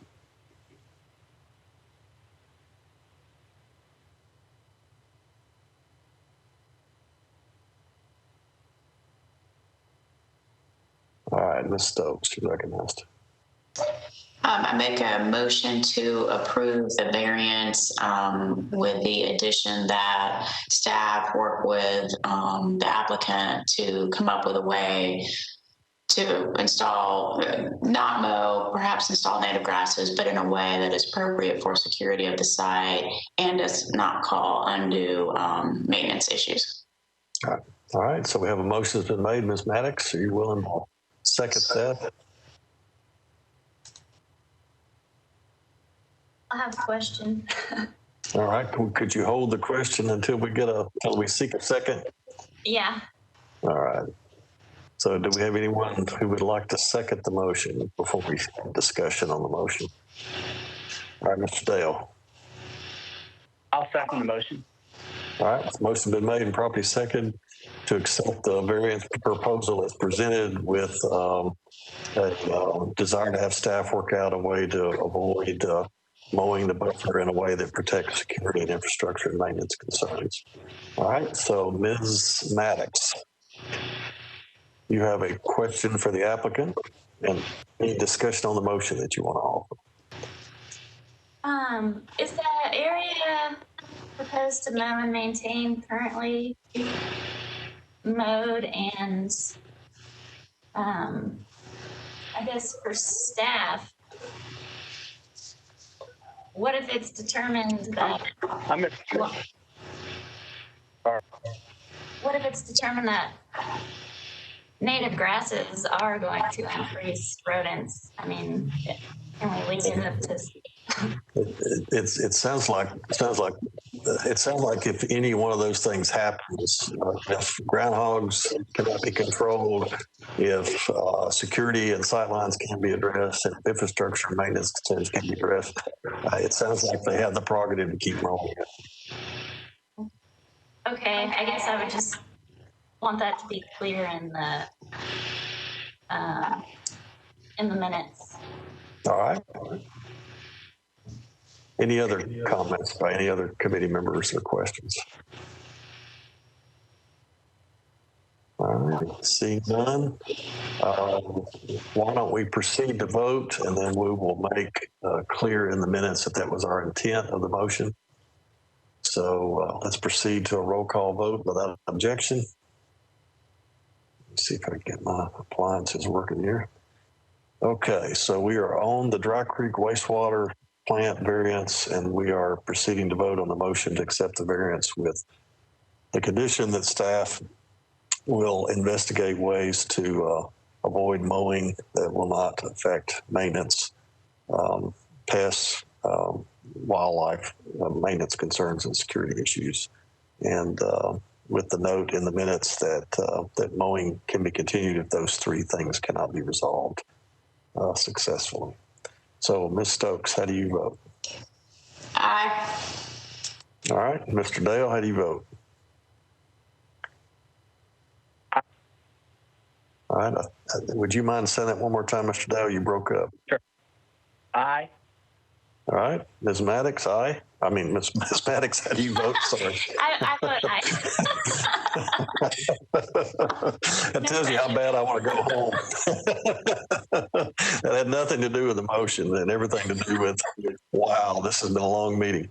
Okay, Ms. Ronette Adams-Taylor, how do you vote? And she's not present. Okay, and I'll vote aye. Motion passes Thank you, Metro staff and Mr. Drummer. All right, so now we're on the next item of business, which appears to be a development services item. Is that right? Am I looking at the looks like we're done with all of our cases and all of our business. So am I reading that correctly, Mr. Mishu or Ms. We've got a Donnelly? couple of things that we'd like to bring as other items of business. Can you do it efficiently? Absolutely. Absolutely. All right. So Well, you are recognized. Thank you, sir. Almost a year ago, we had a project that came before the committee. It was Newhoff. And there was concern from the committee that that this project was going to move forward and they didn't have all the permits in hand. And what we had did is we had put a condition in there that prior to the issuance of the grading permit, that we would bring this case before the committee again, just to verify that everything did come back as it was approved and there was no changes. I'm happy to report that Kevin Monroe finished his review. He worked with the applicant, Kimley Horn, and this was approved with a certain amount of area that's going to be removed out of the combined sewer and was going to be going to the river. And after working with the development team, a much bigger area was removed out of the combined sewer than what was originally requested. And as far as the imperviousness and the buffers, everything is pretty much about the same or slightly less than what was approved. So this was more of a housekeeping item that we had promised that we would bring back to the committee. Thanks, sir. All right. In your second item, or actually, are there any questions by the committee about that? Is everybody, without objection, we'll proceed to the next item. I don't see any hands raised. Okay. All right. So Council Lady Murphy passed a new ordinance that will change the way we handle our day-to-day activities in preparing the agendas. So what we did was we updated our checklist. We worked actually with animatics very closely with this. And we streamlined a lot of things and we removed a lot of things that, you know, really didn't matter. And we just really did a cleanup project. So we have an updated checklist. I think this was sent to you maybe a couple months ago for any comments. We've also changed our sign policy to where we're going to have the applicants create the signs. We will give them the guidance. And also we are going to be requiring now, based on the ordinance, letters to the neighboring people. So if you have a variance, just say it was at 365 White Bridge Road. We have prepared letters, and it will be mailed to anybody within 1,000 feet of said property.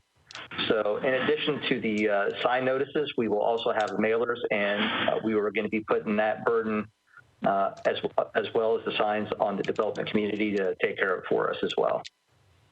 Okay. So I understand Ms. Maddox worked with you on this checklist? Yes, sir. All right. Congratulations, Ms. Maddox, for your service. Thank you for your volunteer time doing that. Is this a matter we need to vote on or to adopt? If Ms. Castonis is still around, maybe she could provide a little bit more insight than I can. All right, Ms. Castonis. Yes, I'm here. Steve, do the amendments to the to Appendix 1 to the internal rules of procedure, are they included in what they're doing today? Appendix F, no, the changes aren't for Appendix F just yet, but we do need to move forward with this because the ordinance passed and the start of this will be effective January 1st. But we do plan, we'll work with Rebecca on it and getting that changed and updated as soon as possible. Yes, okay. No, once we get to that, they will need to vote on that because they do need to vote to amend those rules. But I think that the signs and the checklists they could be included in those rules when they are voted on, maybe as like an exhibit or something like that. But I don't see that they necessarily have to be. I mean, as long as we are complying with the ordinance and what council has told us to do, I'm not sure that this committee needs to actually vote on it unless they would like to.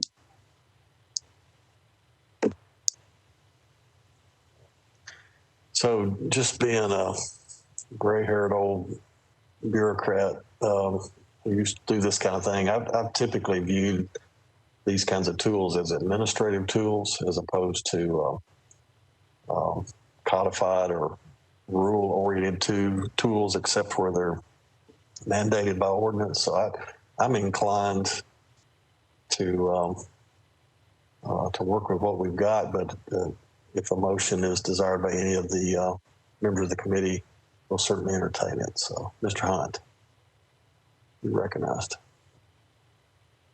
I'm sorry, Mr. Chairman. My item is for after you finish with this. I apologize. Okay. All right. That's okay. All right. So does any member of the committee want to entertain a motion or make any other comment? All right. Seeing no hands raised, without objection, I'm going to recognize Mr. Hunt for the next item of business. Mr. Chairman, I have one last item. It's very quick. Okay. I'm sorry, Mr. Issue, and thank you again, Ms. Maddox. So this I'm going to combine together for when we go back to in person. We have ordered and we have received tablets. They are in our possession at the Metro government. So whenever we do meet in person, we will have the appropriate electronic devices for you guys to use. So that way we can continue with our 100% paperless submittals. And I'm not going to say there was a complaint, but there was something raised to us about large emails that we send as far as the cases. So we worked with a staff member, Miss Adams, and we have found that we're able to send you guys plans via FTP. So be prepared for that to come, your plans to come in a different format. So we heard the issues, and we are, and I hate to use the word, but we're evolving to better serve you guys. Y'all are just super pros. You're always going to the next best thing. Appreciate it very much. I hope that was swift enough. I try to make it as quick as I can. Those are the 3 items I had for you guys. Thank you, sir. It takes what it takes. I'll just add that when I tried to access the FTP, this is not a complaint, it's just a technological tip, but when I tried to access the FTP site on my iPad, it wouldn't recognize me, but it would recognize me on my laptop. So I'll typically like to download these diagrams so I can draw on them and mark things that I want to ask about, but I'm assuming the tablets may take care of that in the future. When we do have tablets, we will have those cases preloaded for you on the tablets already. The FTP is more of a system of giving you the plans ahead of time instead of sending you the 20 megabyte emails in 8 bursts. Okay, I'll talk to somebody in IT about iPad access to FTP then. And we could work with our technology people as well. All right. Mr. Hunt, you are queued up in full color. Thank you. This is Michael Hunt, Metro Water Services. I'm still alone in my room. I have 2 very quick elements. One, staff has begun their meetings with Fontenelle per last month's requirement that they work with staff. We will offer that the elements that we are working on were somewhat primary to the variance as it relates to event definition and number of parking events, but both sides are committed to working this out. So we'll see how that goes. We have our 2nd meeting scheduled for next week. And lastly, I wanted to pass along, during this time of COVID, certain bits of information that maybe otherwise would get communicated have not for whatever reason. And we did want to recognize that the 2020 Robert Sparks Walker Lifetime Achievement Award as granted by TDEC at the Governor's Environmental Stewardship Award ceremony was Mr. Dodd Galbraith. So congratulations. Thank you. Thank you. I appreciate that. Very